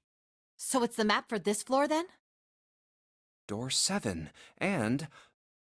Door 8. Yep, they both eventually end up at this hallway. Mm-hmm. And where does door 3 come out? Maybe right there. In fact... Yeah, isn't that what I said? We aren't going to be split up permanently till we find door 9. We might get separated for a little while, but we'll see each other again. Otherwise, we won't be able to open door 9. That's how the nonary game works. Junpei looked at the map of the ship's interior again. Wait a sec. This leads to... As he looked more closely, his surprise and his excitement gave way to weariness. Oh, You've got to be kidding me. One by one, the others saw what he'd seen. We may as well go. yeah. You guys don't have to be dicks. It just takes us back to the hospital room. Almost forgot. We should keep this. Like we're meeting up with Ace. He pulled the map of the ship's interior off the wall, put it in his pocket, and followed the others. The 6 of them stood in front of the door, arrayed in a semicircle. Santa stepped forward. He took hold of the door and spoke without looking back at the other 5. I'm gonna open it. They nodded their silent assent. With a deep breath, Santa threw open the door. Unless he's missing now, because in our previous playthrough, we left him in here with Ace and... Not Ace, sorry. Ace was in here, but we left him with Lotus and Clover. They poured through the doorway and into the room. Even without looking around, each of them knew where they were. I knew it. They were just where the map had said they would be. We're back. In the hospital room. Mm-hmm. I see. I believe I understand what you're saying. The 6 of you split into 2 teams and went through doors 7 and 8. You solved the puzzles in the operating room and the laboratory, and then met one another in the hallway after opening your respective locked doors. He looked like anyone might after only just waking up. But it seemed that his brain was working as well as ever. He had managed to grasp, summarize, and understand each team's report. At any rate, I feel a bit silly for my little show of altruism. I know I said I was sure you'd come back for me. I didn't think it would happen so soon, though. Ace shook his head with a rueful smile. Well, we saw each other again and we ain't dead, so I say that's good enough. 7 smiled. Anyway, I say we get out of this creepy old place. We found the key we need. The key? Ain't that what I just said? I'm talking about the Jupiter key. We found it in the operating room. Here. 7 tossed something small and metallic toward Junpei. Nice catch. Jeez. He caught it and found that the object was indeed a key. I see. So this is Jupiter. And we have Earth. On it, someone had engraved a symbol very similar to a 4. He looked over at June, who nodded back. It had to be the Jupiter symbol. I'm gonna let you hold on to that, all right? Why would you do that? You don't know me. Yeah, on it. Well, I've got something for you too then. Here, it's the Saturn key card. We found it in the kitchen. Is that where the other door went? The kitchen? Like the very first choice we had, the one we didn't take, door 4? I might lose it. It's probably better if you hold on to it. That way it won't be my fault if it gets lost. Where were you keeping it? You know what? I want to know. Yeah, on it. And with that, she pressed it into Junpei's hand. He felt slightly less than honored. So how many unused keys do we have now? There's the Earth key we found in the laboratory, the Jupiter key you just gave me, and the Saturn key card from Lotus. I'll keep them safe. All right. Junpei tucked the new keys into his pocket. June spoke up. The Jupiter key is supposed to be for the door at the end of that long, straight hallway, right? Yeah. If the map's right, then it connects to the central staircase. Then, next to the stairs... Wait! They were the first words anyone had heard out of Clover in quite some time. Her face suggested they weren't going to be very happy What words. about door 3? What about it? You saw the map, right? It's the same as 7 and 8. Just lead us back to the big hospital room. There's no point to seeing what's on the other side of that door. I mean, for her, there kind of is. Just saying.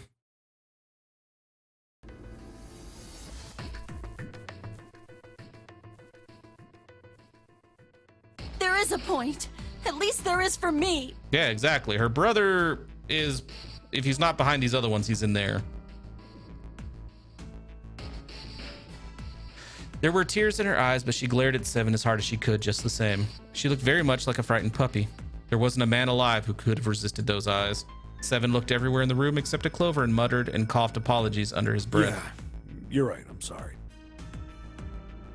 Snake might be on the other side of door 3. Clover nodded once. The next person to speak was Ace. Very well. I'll be coming with you then. I've had a nice long rest. I think it's time I was up and about again. So 7, you'll help me, won't you? Huh? Me? Suspicious. Junpei did the calculations quickly in his head. Yep. So these 3 are going to head off. Clover, Ace, and 7. It looked like 7 was doing them too. At last he gave up. Well, I guess that's how it's gotta be. Good luck digging in the toilet. So I'm going with you, huh? Yes, you are. All right, let's get moving. Man, you didn't even give him a fucking choice, Ace. And so it was decided that Clover, Ace, and 7 would discover what lay beyond door 3. You ain't gonna like this, Clover. Okay, we're heading out. Be careful. Whoa. Didn't think I'd be hearing that from you, Lotus. Don't let it go to your head. I'd be in trouble if the three of you bought it. The rest of us can't open the 9 door. Ah, the truth comes out. Eh? Seven nodded as if this answer made much more sense and pulled the lever on the red.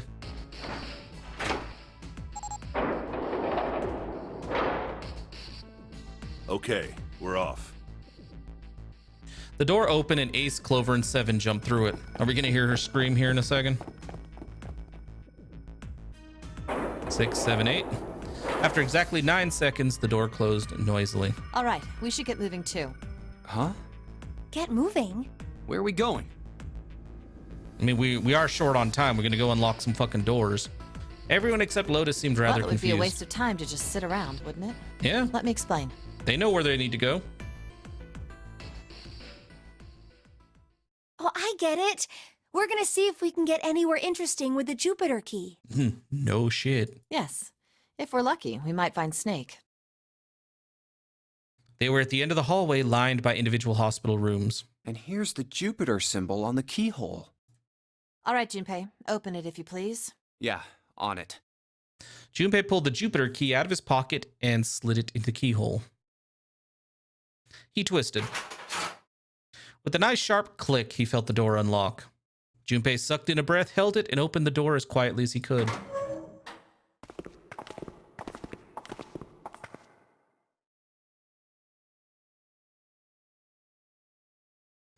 Inside was exactly what he expected to see from the map of the ship's interior. They were in a tremendous hall, almost like a ballroom, with a massive central staircase. Great, back to the beginning. You sure this is a good idea? What do you mean? Well, we already searched every inch of this room, didn't we? I'm asking you if there's any reason we came back here. Because there's another door in here that we have the key to, dumbass. Of course there's a reason. Of course there's a reason. Man, sometimes I can't tell if you're smart or just lucky. Huh? This. Junpei pulled 2 things out of his pockets. The Saturn key card. And the Earth key? I'm lost. Where do you think those doors are? Santa cocked his head to one side like an inquisitive bird and looked at them. After several long moments during which it became apparent that Santa had no idea what the cards meant, June took pity on him. Don't you remember, Santa? On C deck, where we are now, there was a big elevator behind the stairs, remember? You want us to draw you a picture? And next to the elevator, there was a card reader with the Saturn symbol on it. Uh-huh. And on A deck, on the door to the left, there was a keyhole with the Earth symbol on it, I think. Mm-hmm. So the 2 keys that Jumpy has? Should let us use the elevator and the door on A deck. Huh. Yes, that's right. June smiled, pleased with herself. So did Santa. All right, I got it. Let's get started then. What do you say we split into 2 teams? Lotus and I will search the Earth one, so you 2 can search Saturn, all right? I mean, I don't want to be left alone with her. Sounds good. Then you guys should take this key. Junpei handed the Earth key to Santa. They decided that their initial search should We be have brief. no idea what's on the other side of these. So don't go too far. Just search for 10 minutes and come back. Plan decided the 2 teams split up, but okay, whatever. Junpei and June headed for There's the a card elevators. reader next to the left elevator. Then let's try out the Saturn key card. A light on the upper left corner blinked to life. Great! It looks like it's working now. All right, now how do I call the elevator? I mean, there's a button. Oh, it only has the upside down triangle on it. I guess there's no up button. Well, we may as well try pushing this one. The door slid shut and they heard the grinding of the motor as the elevator car moved down.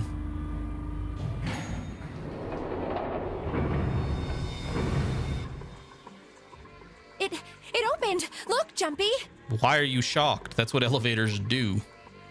June's voice was excited, but Junpei could hear a tinge of anxiety. Sweet! It opened! Let's get going. He grinned at June and stepped toward the open door. As he was about to set foot in it, he felt a hand on his arm. Wait! What? I'm not really, You claustrophobic? Oh gosh. Junpei was at something of a loss. What could she possibly be so frightened of? June was probably afraid of... I really hope it's not as dumb as the top one. I really hope.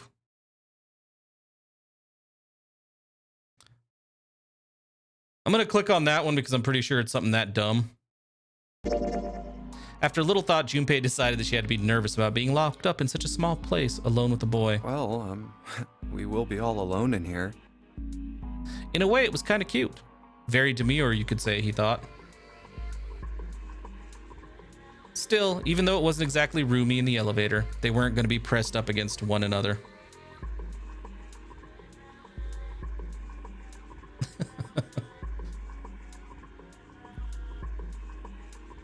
I would say, since we know what we're going to be going through the endings, I appreciated X3105, but let's not do the hints or anything like that. We'll figure it out, hopefully.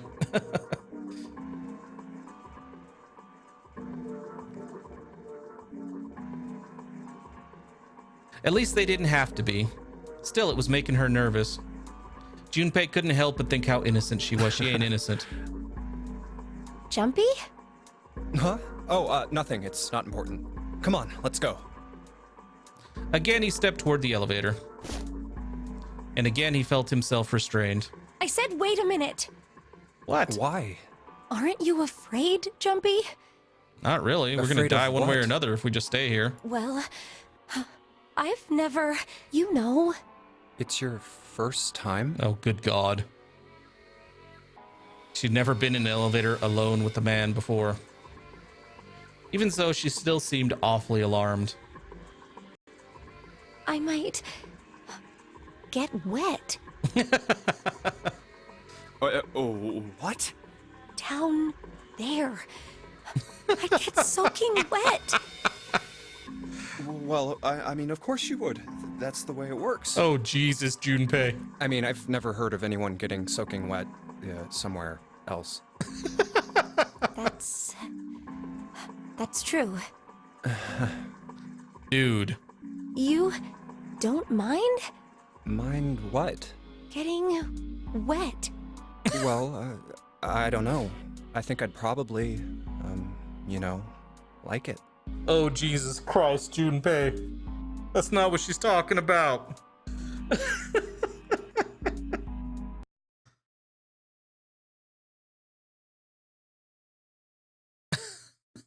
Gosh, Jumpy, you're so brave. Really? I mean, I kind of think any guy would do the same thing, you know? Oh, Jesus. What happens, happens, right? I mean, if you get the chance, you've just got to go for it. That's what a man is supposed to do, I guess. Oh, my God. You're so cool, Jumpy. I really admire you. That doesn't really seem like the sort of thing you ought to admire someone for. I'm really scared.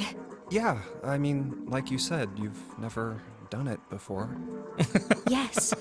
I agree, X3105. My brain hurts from this. So, I don't think I'll be able to last very long. And then it'll be over. Oh, Jesus Christ. Over? Yes. I'll go to heaven. Heaven? It feels kind of like you're floating in space, and your mind gets all fuzzy, like when you pass out. At least that's what I've heard from people who have experienced it. Yes, I've heard that too. Although I don't think the same thing happens to guys. What? Huh? But it would happen to men too, wouldn't it? It would happen to anyone. Once it gets into your body, the same thing happens to everyone. Well, I mean, usually it doesn't go inside the man. I mean, generally. Oh, God, dude. Yes, it does. Well, eventually it will. It's not like you really have a choice. Your body will force you to swallow some of it. Eventually. What are you trying to do to me? Oh, God damn it all to hell. Nothing. I'm not going to do anything to you. I'm just saying that That's what happens. It's a psychological reaction to what you're experiencing. Oh, is that so? Oh, Jesus, Junpei. Then it's only natural? Is that what's natural for living beings? Perhaps he'd been mistaken all these years. Had he misunderstood life so gravely? The thought terrified him. June seemed to be entirely oblivious to Junpei's mounting confusion and terror. I know most men probably have larger lungs, but even then, I don't think you could hold your breath for 20 or even 10 minutes. Eventually, you'd have to breathe, and then the water would get into your lungs. Once that happens, your body won't be able to get oxygen anymore, and you'll start to feel that floaty feeling as you pass out. Huh. Oh.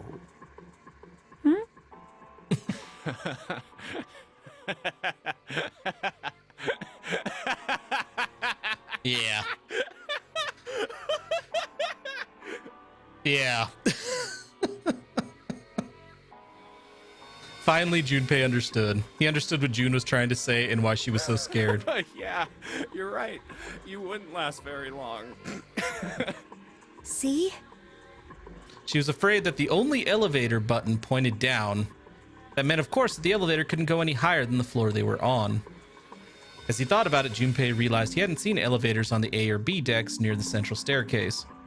All of which meant that the elevator could only convey them to the lower decks. Come to think of it, the lower floor, D deck, is completely underwater. An elevator heading to a submerged floor. That is pretty scary. Mm-hmm. Hey, wait a minute. This elevator came up from somewhere under us, right? Well, yes, I guess it did. And it's not full of water. It didn't open right away after you pressed the button. There was a motor noise, like it was moving, and then it opened. Yeah, exactly. Yes. So, take a look inside. Junpei jerked his head toward the interior of the elevator.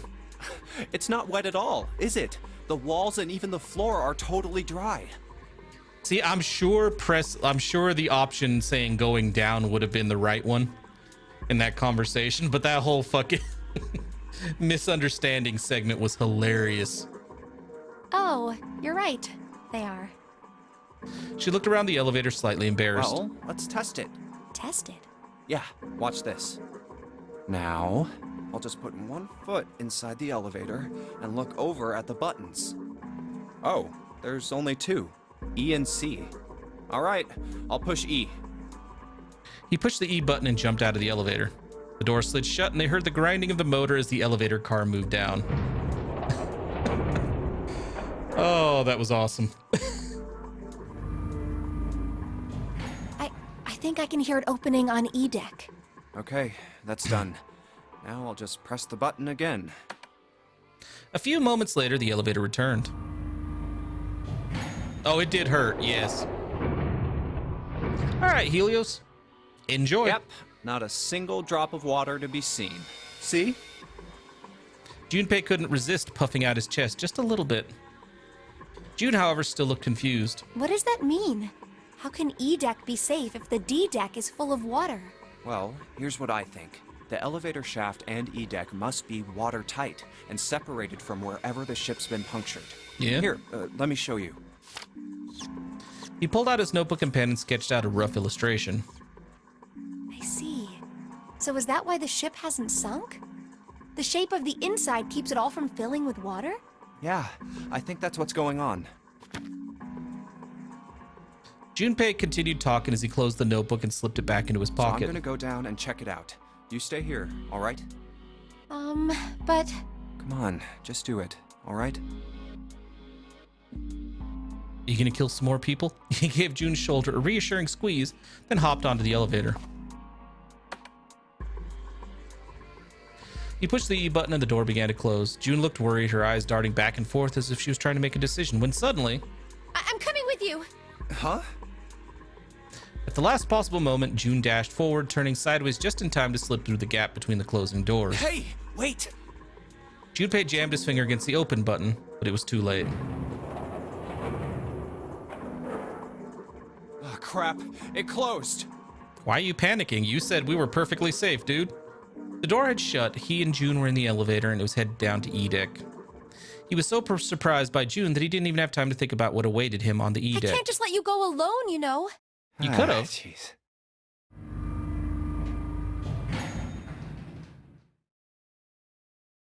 The elevator stopped and the door slid open. They tentatively stepped out and looked around. Looks normal.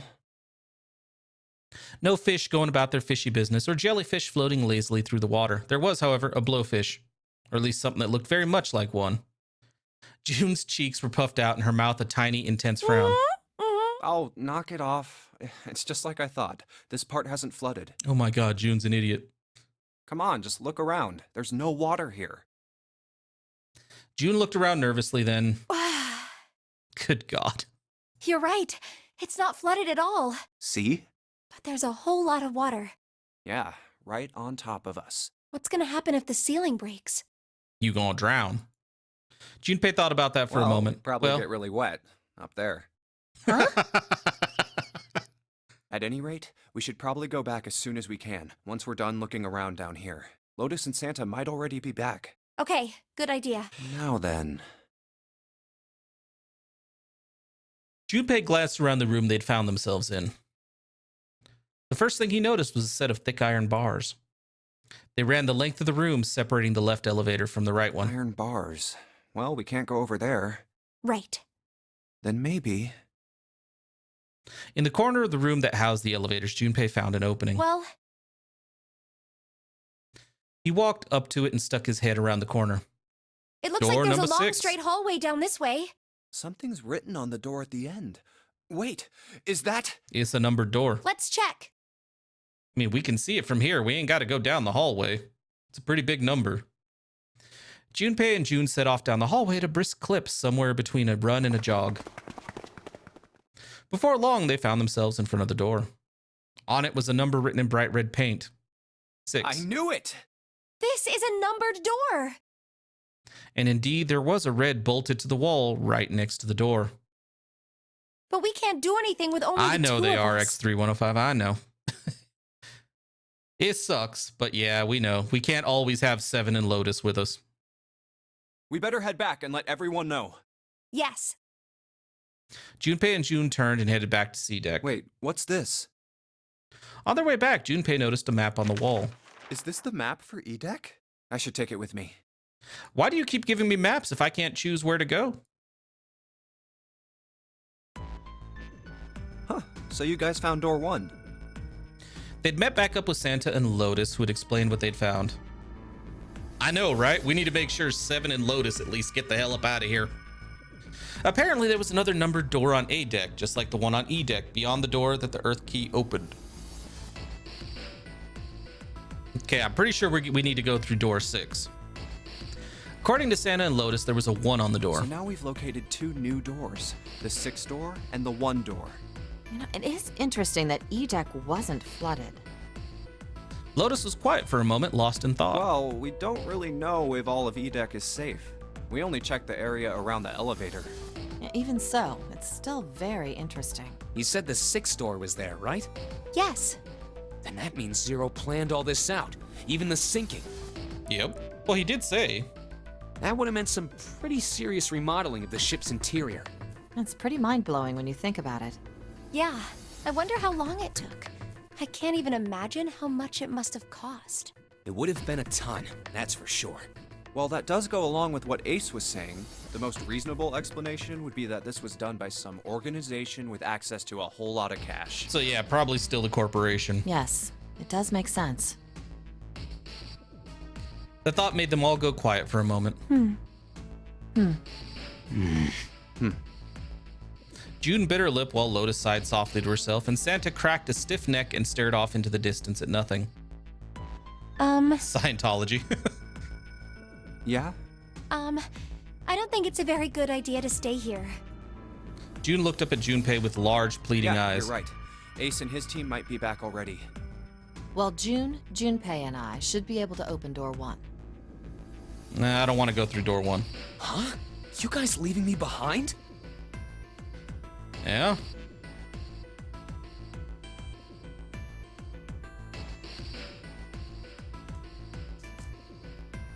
just kidding. All right, let's go. Lotus's words were all the impetus they needed. Back to the large hospital room they went. Clover's probably freaking the fuck out if they're back. The moment they stepped inside, a tremendous voice echoed across the room. Hey! Where the hell did you guys go? Where the hell do you think we went? We had keys. It was 7. Ace was right behind him, and Clover was behind Ace, although she seemed to be hanging back. What's wrong? It looked as though there was something strange about them. 7 had the look of a man who'd seen a ghost. Ace was just as pale, and Clover looked as though she was only moments from passing out entirely. For a long moment, they simply stood there looking at one another. She does have a nice sense of humor. Junpei looked around nervously, waiting for someone to speak. No one did. He looked at 7. What happened? What the hell kind of question is that? 7 was trying very hard to be angry, but something had shaken him hard. His shoulders were trembling and his voice was strained. Snake is... 7 couldn't finish. He just looked away, his face twisted by Junpei wasn't sure what. Instead, Ace spoke. He took a deep breath, closed his eyes, and spoke. Snake is dead. He died, just as the 9th man did. I know. It was as if all the air had suddenly been sucked out of the room. Junpei felt his heartbeat quicken. He realized he was having trouble breathing. He could feel cold sweat beading on his forehead and neck. June, Santa, and Lotus looked the way he felt. All 3 were frozen in place, their faces white. Oh my god. That's not true, is it? I mean, why would they lie? We should make sure. Why would they right. lie? We should. They nodded to one another and headed for the number 3 door. Wait, not that way. What? Why not? They stopped short and turned to look at 7. He was pointing at the door with no number. I stuck a screwdriver in there to keep the door from closing all the way. It's not locked, so you can go in that way. All right. Where is he? The shower room. The left side of the hallway. All right. Put a broom in there, too, to keep the door open. Okay. That means we can get in without going through the numbered door, right? Yeah, that's right. Then let's go. The new destination clear, Junpei and his companions headed for the door with no number. Once in the hallway, it was easy to spot the metal door on the left wall. This wasn't open when we passed here before. But now, just as 7 had said, there was a broom stuck between the door and the frame, keeping it open. Let's keep going. They looked at it for a moment, then stepped inside. Oh, it smells horrible. Lotus wrinkled her nose and covered her mouth in disgust. Even Santa pinched his nose shut. Ugh, yeah, this is pretty awful. I feel like I'm gonna puke. You'll get over it. It was just as bad as they said, perhaps worse.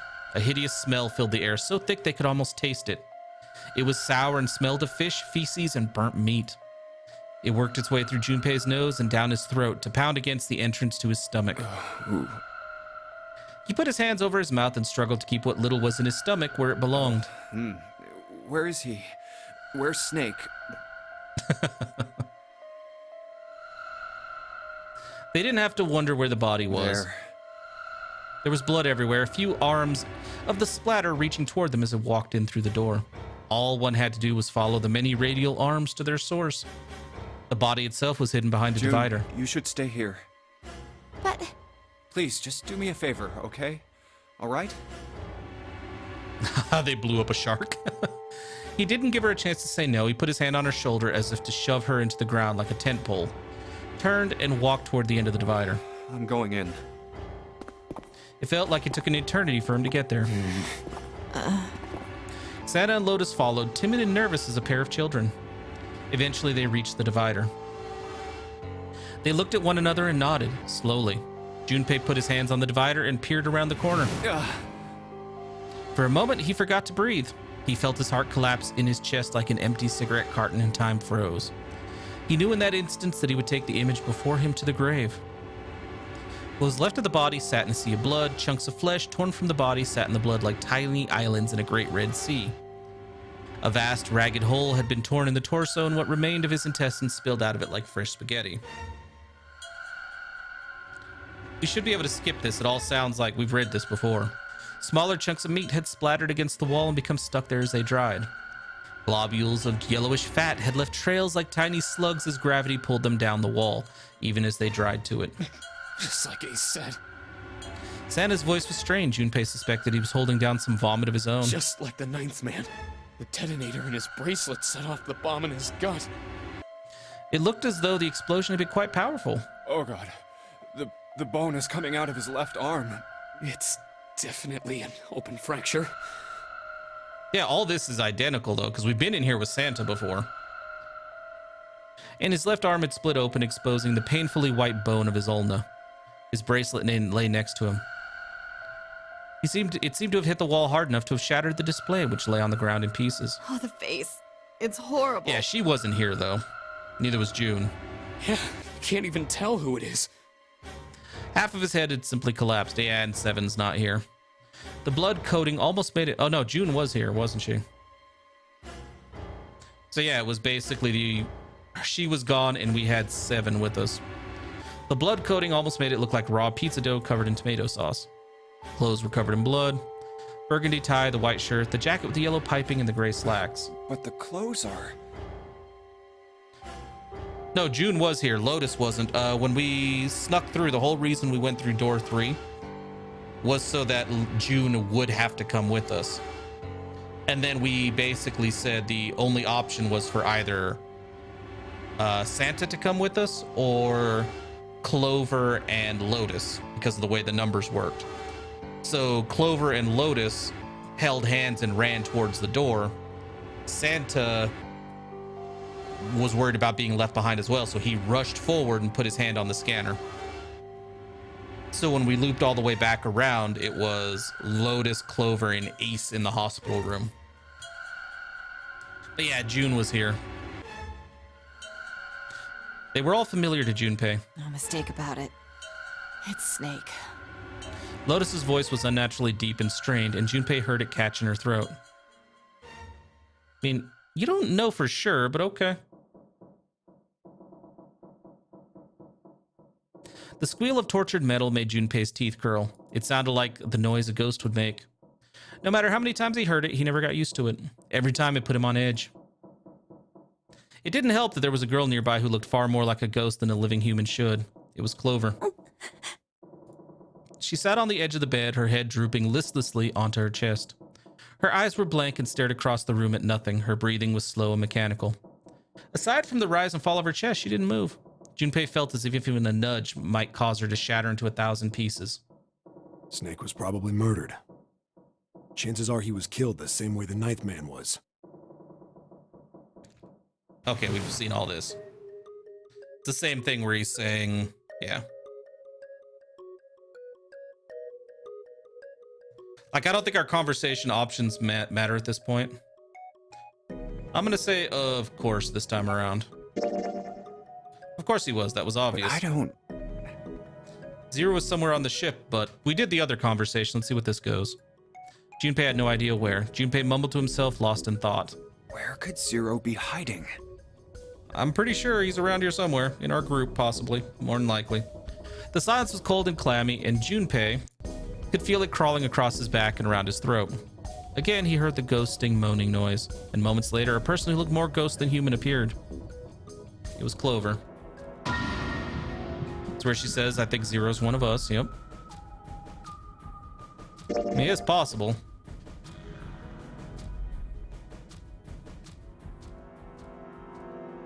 This is a pretty long sequence, so let's let this go. Yeah, we need to get through some fucking doors, Maybe you and guys. June should check it out first and then report back to us. All right, let's go, June. Right. Here it is.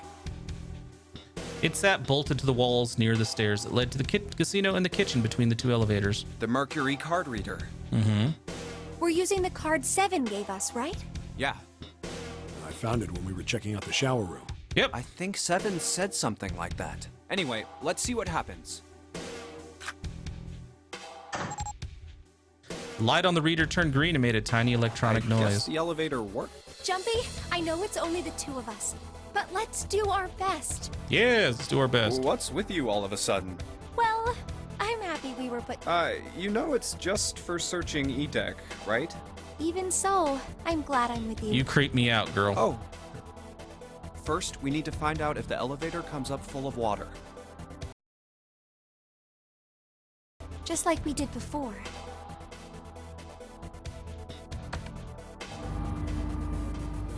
Yeah, she is super creepy. That's the thing, is it shouldn't be my love interest, damn it. I knew it. It's not wet at all. Let's go. Yes. Once they had been checked for water, Junpei and June stepped into the elevator. Look! Nearly all of the buttons are destroyed. Yeah, only the seat and bottom button can be pushed. We're on C deck right now, so the only one we can choose is bottom. Yeah. Well, let's try it out. Well, we know where bottom goes. Bottom goes to the room with the electric chair and the shark. The door closed. Slowly, they began to move downward. Oh, so this Welcome is the back, bottom deck. Helios. They stepped off and saw the hallway to their right ended somewhere between 20 and 25 feet from them. The hallway in front of them was a dead end, but not a regular dead end. Hey, over there. This is a numbered door. We went through that door. That takes us to where the serial killer, not the serial killer, sorry, the electric chair is. But we are going to ignore it this time because I want to go through door 6. This is the 8th one we found. There were 2 numbered doors on B deck near the central staircase. They were doors 4 and 5. 3 more in the large hospital room. Yeah, door 2 was the final door we went through in the last ending. Because the order we went through in the last ending was we went through, I believe, door 5, which is where, and we went through door 5 again this time, but we went through door 5, which had number 9's body. Then we went through door 3 and forced everybody to let us through door 3. And then door 2 took us through to the room that had the electric chair when it was us, Seven, and Lotus. And that's where Seven started giving us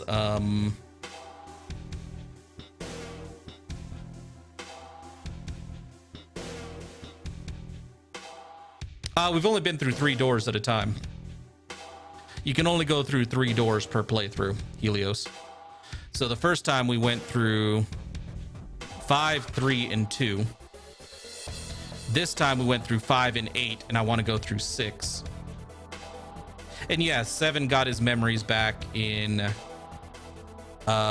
door 3, I think. No, wait, door 2 took us to the cells. That's where he got his memories back.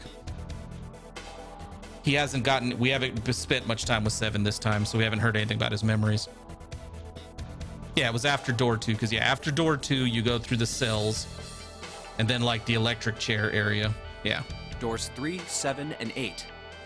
And the door we found on E deck, and the door Lotus and Santa found on A deck. It was a 6 on the door on E deck, and a 1 on the door on A deck. Yep. And now door 2 stood in front of Junpei. Do you think the next door we find? Yeah, I think so. Would have to be 9. The next one's gonna be door 9. Despite himself, Junpei felt excited. There was something about that excitement that frightened him as well. Finally! Yeah. You don't look very happy about it, though. It's not that. I just hope nothing goes wrong. Yeah, and that's where we find out, yeah, after door 2 is when we find out Lotus had kids who were in the experiment, and that 7 was a cop investigating the experiment, well, the kidnappings, and he got captured. You're right. We should keep our fingers crossed. Let's head back. Okay. He did his best to put it from his mind and headed back to C deck with June. 1, 2, 3, 4. All right, 7 pieces. The pieces of paper they folded up laid on the ground next to Junpei's legs. Everyone had written on paper pulled from Junpei's notebook in an effort to pull together a blind Just vote. double checking, but everyone wrote their code name and a door number they want, right? Yes, just like you told us earlier. Yeah, and everybody got shanked in that ending as well. Yes, Helios. Can't believe we're voting here. But yeah, X3105, that was our ending. Everybody died, and the order was 5, 3, 2 of the doors. Why'd they decide to vote that way? We need to make the whole thing fair, blah-de-blah. This is a complicated plan, you know. Hurry it up, Mr. I have a brilliant idea. They decided it wasn't fair to simply ask everyone at once. That would allow people to force others to go through certain doors. Yeah, quiet in the peanut gallery. And he had a plan. It wasn't a plan he wanted anyone catching wind of, however, so he did his best to act calm as he began to open and read the pieces of paper. All right, let's open these up. The first one says, Ace requests door 1. Okay. Yes, I do. Would you like me to explain why? Not particularly. No, we don't have time for that. Sorry. Let's keep going. I like that. Shut the fuck up. You gave your vote. He opened the second one. Next is Santa. He wants door 6. Well, I guess we going through door 6 with Santa. Yeah, that's what I wrote. Junpei continued with the third, fourth, and fifth pieces of paper. Clover wants 1, Lotus wants 2, and 7 also wants 2. Wait a minute. There is no way I'm going anywhere with the Elephant Man.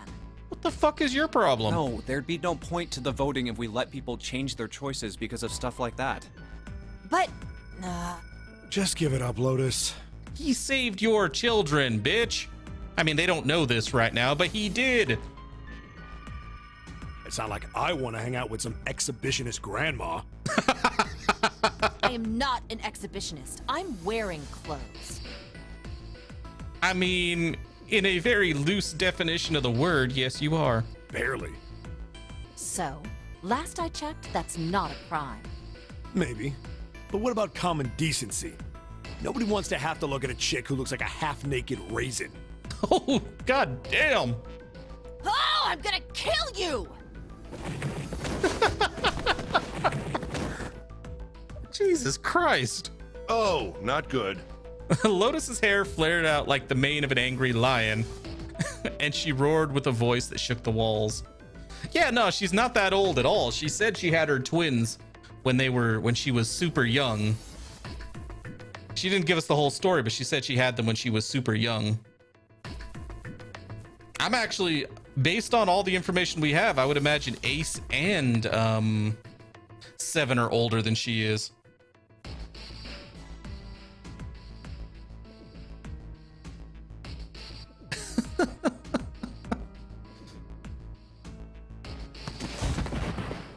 Let go of me! I'm killing him! With some difficulty, Ace managed to restrain her. Junpei, read the rest. Right. Junpei tore his eyes away and looked down at the 6th piece of paper. He opened it. June wants door 6. Cool. Yeah, and the kidnapping of the twins happened, I think they said like 10 years ago. So, but they weren't kidnapped when she first had them. So add 10, she'd be 29, and her kids were what? Let's say about 7 or 8. She'd be, she'd be right around 40.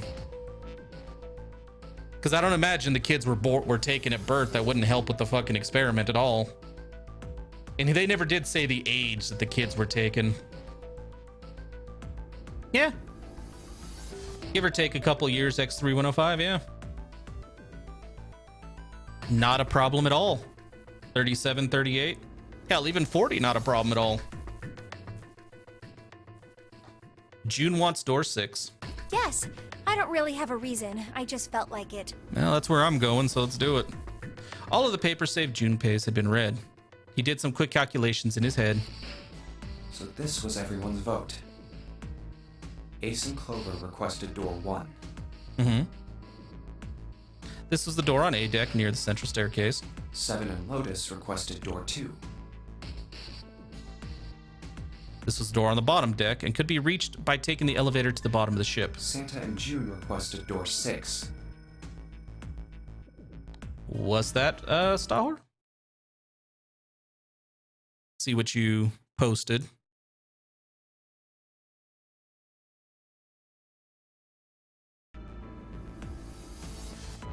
This was the door on E deck and could be reached by taking the elevator near the central staircase down. I know.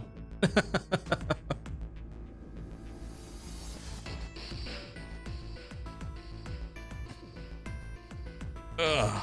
All right. So we have to go through door 6 is our options here.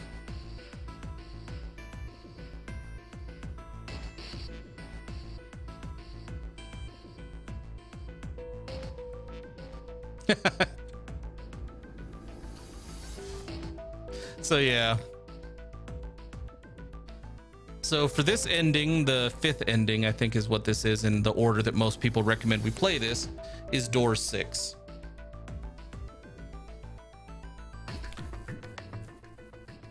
I would go with Lotus and 7, but it's going to take us to it's just going to take us through to the same ending we got before. If we want to continue the story and get more, it has to be door 6. Then the door I should choose is... It took him less than a second to run the numbers. I highly doubt that, Jumpy. He opened the 7th piece of paper and spoke. Okay, the last one is mine. I want to go through door 6. Junpei flipped open the piece of paper. It read Junpei, door 6. Of course it did. He'd written it after all. That's a problem. June spoke barely above a whisper, but they all knew what she'd None said. of these teams will be able to go through the doors they want. Clover and I chose door 1. Lotus and I chose door 2. That's not enough people to open a numbered door, however. The digital routes don't match up either. We've got similar problems. Junpei, and I want to go through door 6. But our digital route is 5. If we're gonna open that door, we need a 1. Hey, Ace? Damn, what are we gonna do now? What are we going to do? Junpei crossed his arms and did his best to put his thoughts in order. The others followed suit, but with little result.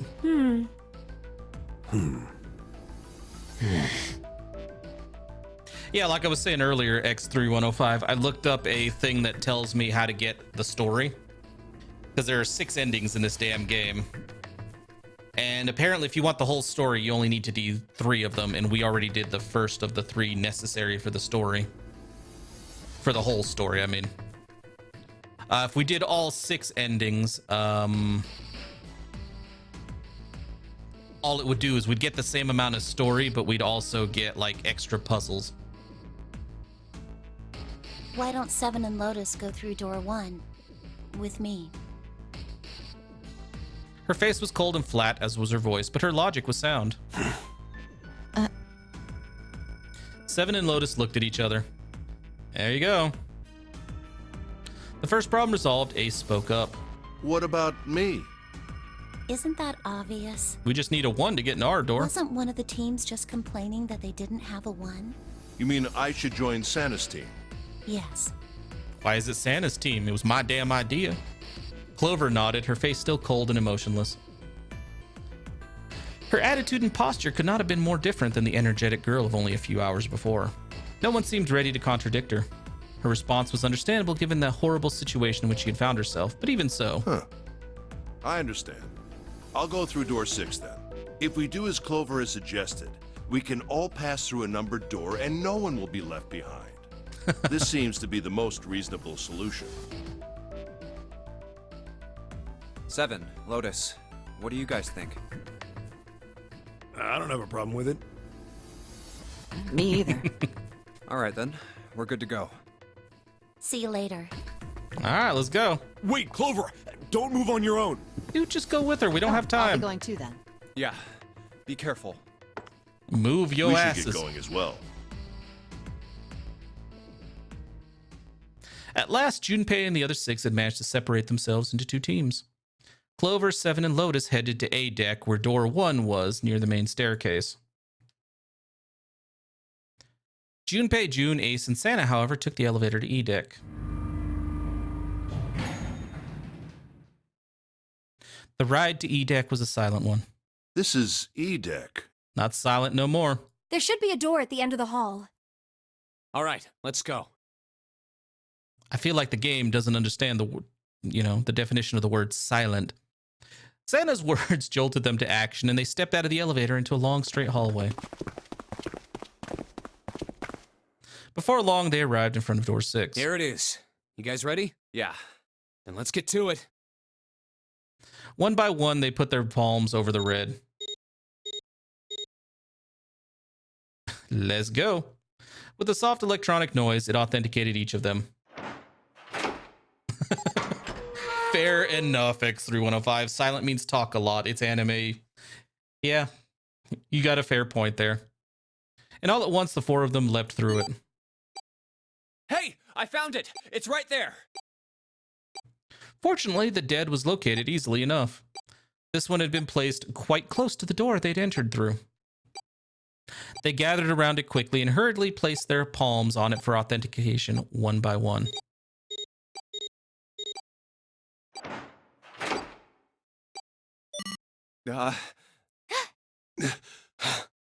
It stopped. Yes. This is the third it time stopped. each of you have done this. Yeah, it stopped.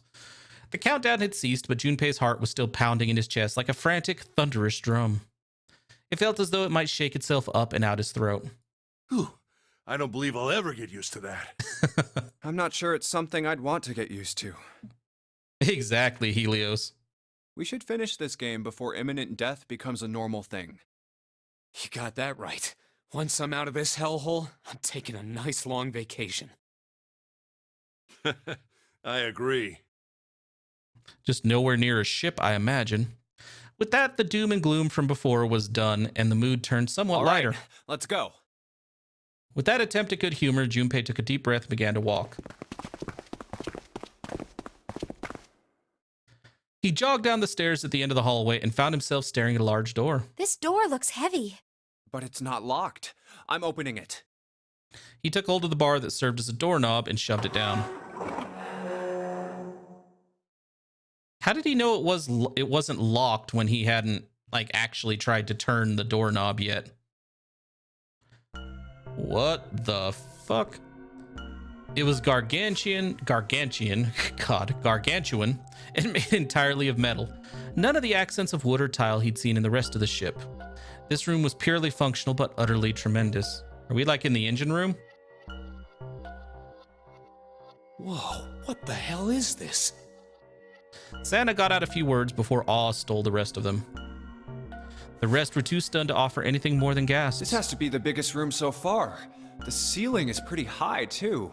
Huh. Could be 2 stories, maybe even more. This space could be utilizing the entire length of the ship.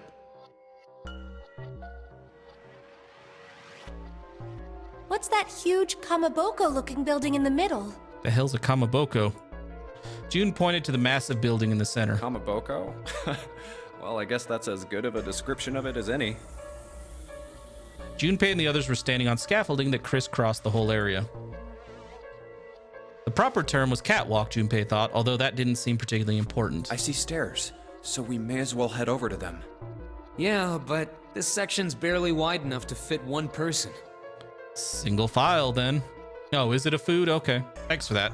Yeah, I had no bloody clue. You're right. I'd never heard that word before. Nearby was a long iron staircase that made its way eventually to the floor beneath them.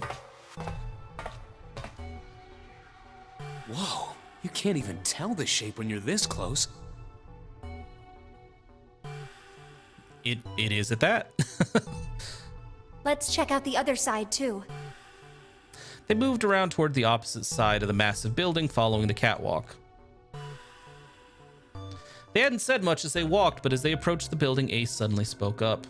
This looks to be the steam engine room. The steam engine room? Uh-huh. Yes, that thing that looks like a cross-section of a mushroom is the boiler. Do you see the 3 round doors near the bottom? Coal is put into those and burned, which heats the water, producing steam. The same thing that drives a steam engine. You don't think they'd mind being killed? This one is simply somewhat larger. I see. It doesn't appear to be running right now. The entire room was as silent as the grave. All right, let's split up. Then all of a sudden, Junpei heard a noise behind him. He turned just in time to see June collapse to her knees. Hey, what's wrong? Are you all right? He dashed towards her and wrapped his arm around her shoulders to steady her. Hey, June. It was then that he noticed. Jumpy. You... Oh, you're really warm. Is your fever coming back? Yes, it probably is. But I'm fine. Please, don't worry about me. I just need to rest. And I'll be fine. Okay. Her voice was weak and forced, and it said a great deal more than her words did. Here, sit down. Careful. Junpei carried her to the nearest wall and propped her up against it. Get out the way. We'll be back in a minute. Maybe. She let her head fall back against the wall as if she no longer had the strength to support it and drew a ragged breath. Thank you. Her eyes were empty as if she was having trouble focusing them, and even speaking seemed difficult for her. Junpei felt his hand ball itself into a fist and clenched tight, his knuckles whitening. He had to find a way out, and quickly. He turned to look at Ace and Santa in turn. Ace, Santa. Yes. Right. They might not have shared the depths of his emotion, but they certainly shared his All right, concern. let's get started. Hang in there, June. I'm gonna get you out of here real soon. She managed a small nod before leaning back to rest her head on the wall.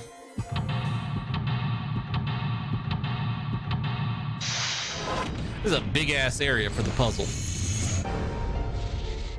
Seek a way out. All right. Let's do it.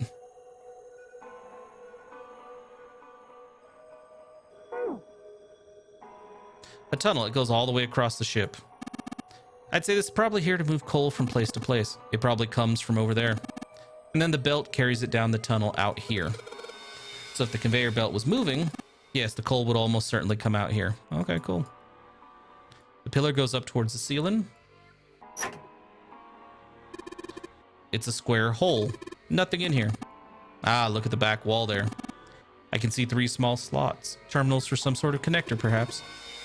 You mean you think we're supposed to plug something in here? Yeah, pretty much. Perhaps. Look at the button. It's glowing orange, right? It's got to mean something. I guess pressing it is the best way to find out if it does anything, Santa. Nothing. Yeah, no, none of DE deck appears to be flooded.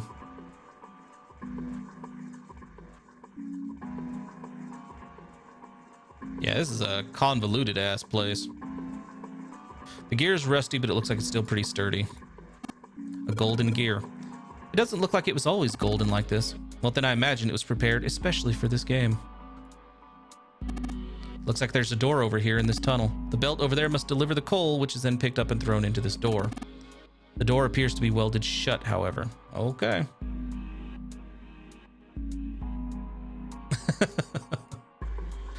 This is the huge oven for this boiler. There are 3 open areas in it. Each of the areas has a gear in it. It's welded shut. Gear's rusty.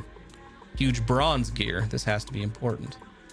Yeah, no, the ship shouldn't be sinking in 9 hours. Yeah. Sort of arched tunnel. Gear. Silver. Do you think it's made of pure silver? I highly doubt it. No way. Silver's way too soft to use for a gear. It's got to be a steel or iron gear that's been coated with silver. Ugh. Shouldn't have called it a silver gear then. Shouldn't have got your hopes up. Where you think you'd haul this thing back? Ah, but I think 7 could probably carry it, don't you? I don't want to go that way yet. There's a bunch of wooden boxes. I already looked through those. There's nothing there. All right, how about the barrels? There's a barrel under the stairs. Unfortunately, it's empty. Oh, god damn it. No. Let's go this way first. Look, Ace, it's some kind of snowman secret meeting. Oh my god, those are just bags full of sand. Use them as a counterweight when you're lifting something with the pulley system. Man, you're too serious. There's a pair of wooden boxes here. There's nothing in them. A counterweight.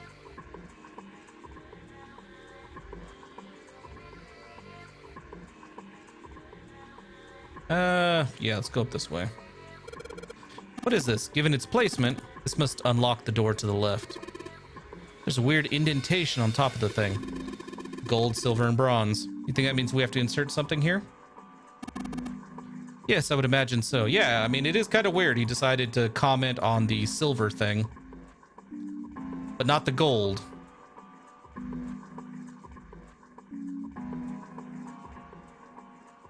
Okay. Hey. True, but I doubt a single boiler of this size could actually move a ship like this at any reasonable speed. You need at least 3, no 4 of these.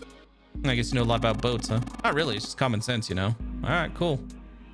How do how the fuck do I get back over there? this map is pretty damn useless. I can't actually move around or do anything from here. Ah, here it is.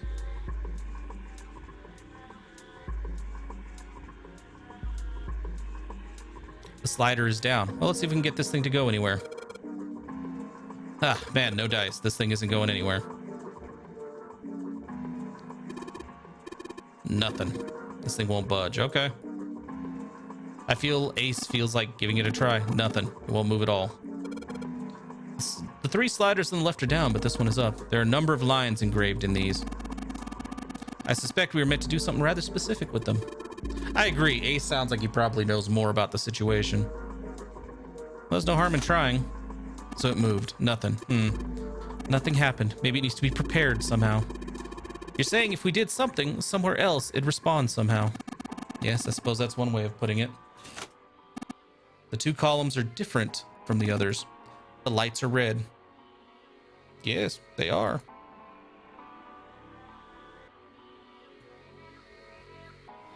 One of the doors on the furnace, there's an A on it. There's a circular wheel in the front center of the door.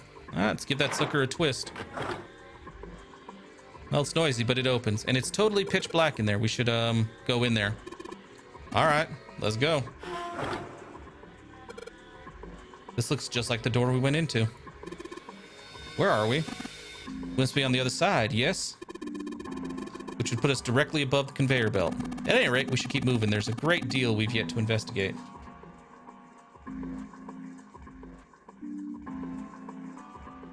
Bunch of boxes in my way. I can't get through. Catwalk. This is a convoluted area. There are a number of boxes on the catwalk. I don't think we can go over there. Oh, it looks like that's the pipe. Looks like where the bottom connects to conveyor belt housing. Then coal must come out of this pipe onto the conveyor belt. In other words, there must be a great deal of coal in that pipe. Ah. Should be on the other side of these boxes. You have an excellent memory. Use that to draw a map inside your head. That way you won't get lost. So go in through A, come out to B, and we're over here. But what if I...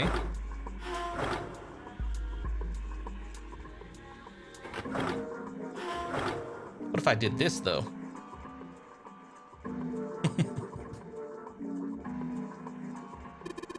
It looks like a hand-operated winch, but it doesn't look like there's any way to operate it. That means the wheel isn't attached. All right.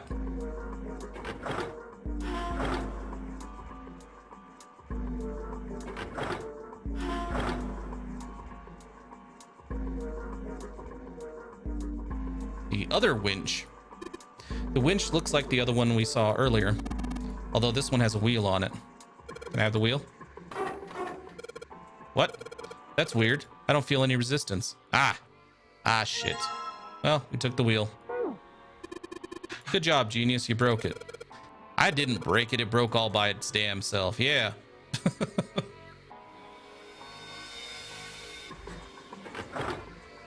Oh, wait. Wrong one. No, that was right. Actually, I have to go through C.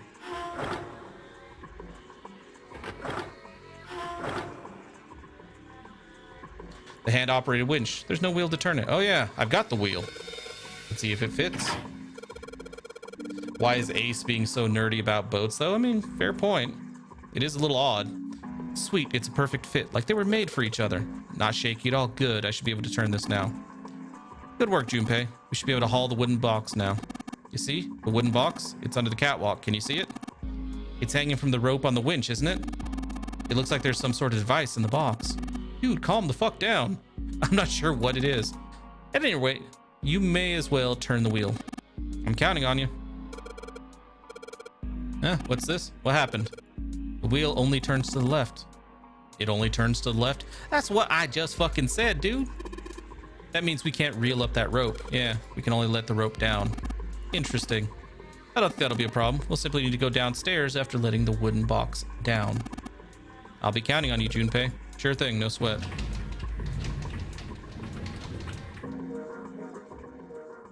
I believe the box has reached... Yeah. He stuck his head over the side of the catwalk and looked down. The box that only recently hung just below the catwalk now sat on the floor. It had come to rest near the floor of near the end of the tunnel that covered the conveyor June's down belt. over by there. Junpei could still see her, still leaning up against the wall as if she barely had the strength to sit up.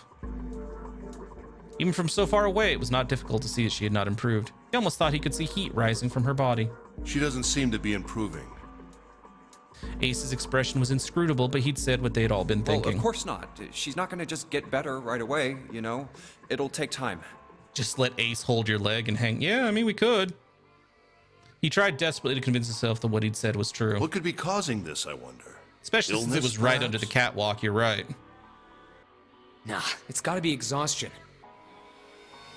Santa's response was confident and certain. She gets dropped into some weird-ass ship, forced to play some messed-up game. If you think about it, it's a lot weirder that we aren't freaking out just like her, you know? So you're saying we're abnormal? More than likely. All We're just you are. running around this room, solving all these puzzles like it's just business as usual. Well, we don't have a choice, How dude. the hell could you call that normal? We're just guinea pigs. Santa snorted in Guinea disgust. pig. You mean like a lab rat? You mean we're being used for some sort of experiment? Definitely feels like it, don't it? Is that what you're saying? Dunno. But it does seem like a possibility, you know? They stood there for a few more minutes, no one speaking, until Santa turned and walked away from the winch. Junpei and Ace followed him. You know, speaking of experiments, Santa suddenly stopped. there was this experiment some scientists did with rats. First, they took a squarish C-shaped tank and filled it with enough water that the rats could drown in it. The tank has 2 exits. Just to make it easy, we'll call one A and the other B. Here we go. Exit A is pitch black, so dark even a rat can't see anything. But exit B is electrified, which means the rat can't leave through it. So, what would a rat do if it was put in this situation? Which exit would the rat choose? There was a moment of silence after Santa posed the question, then Ace responded. B, of course. The rat has no way of knowing that exit B is electrified. Exactly. The rat goes to exit B. Of course, like I said, it's electrified, which means the rat can't get out that way. So, after a lot of trial and error, the rat finally finds exit A. I can't say that's very interesting or relevant. It's simply the story of a laboratory experiment. You're right. It isn't very interesting. Yet. See, these scientists repeated this experiment over and over, using hundreds of different rats over several generations. This produced some surprising results. With each generation, the rats took less time to find the correct exit. Eventually, a rat was put in the tank who instantly chose exit A without even attempting to go to exit B. We're just talking about a lab experiment at this point, X3105. But that wasn't the most impressive part. The same experiment was conducted in another laboratory, far from the original one, with the same results. No, on second thought, the results weren't really the same. The rats in this second experiment began the trials with significantly faster times than the first rats in the initial one. These rats weren't related to the others and had never even come in contact with them. And yet, they all easily found their way to exit A as though they already knew. What did it mean? Are you suggesting something like telepathy? They were passing information to one another through some undetectable medium? Ace looked skeptical. Santa snorted at him. How the hell would I know? I'm not any kind of scientist. I don't know what made him do that, but I do know that story's true. And if you've got another explanation, I'd sure love to hear it. Come on, let's get going. There's still a lot here we haven't checked out. And we gotta get the hell out of here before June passes out. And she kind of already passed out. Without waiting for a response, he turned around and started walking. Junpei, however, wasn't quite ready to leave the topic Hey, wait. alone. There's something I want to ask you. What? Santa stopped and turned around. Why did they use that tank for the experiment? Huh? Well, I mean, it seems like you could conduct the same experiment without the water. They could have just used a dry box, you know? If they needed to motivate the rats to escape, they could have, I don't know, put some bait by exit B or something. I mean, do they really have to make it so the rats can drown? Santa gave a grim bark of a laugh. You know, the word emergency comes from the same root as the word emerge. You ever think about that? Huh? Well, an emergency is something urgent, often something dangerous. And to emerge means to sort of come out, or appear, or rise out of something else. So what's going to emerge in an emergency? Inspiration. Inspiration? Yeah. Think about it. When the chips are down, either you crack or your mind focuses and pulls up what you need. Ace did jump to telepathy pretty fast, and that was the experiment that was going on this ship in the past.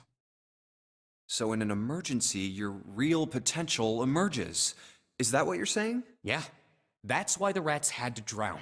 They had to be in danger. There had to be an emergency for inspiration to emerge. Oh.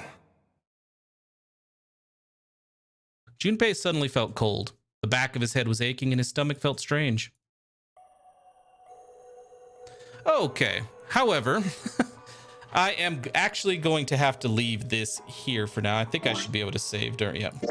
I'm gonna have to save this here, seeing as I am all out of time for today.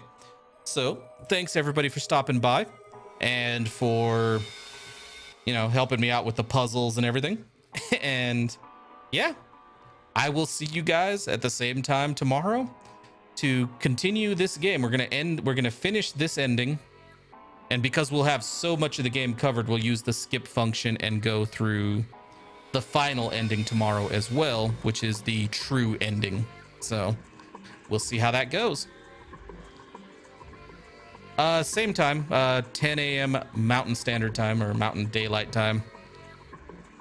I shouldn't be running any errands early in the morning, so it should be right on time again, like it was this morning. Yeah, either way, hope you guys have a good day.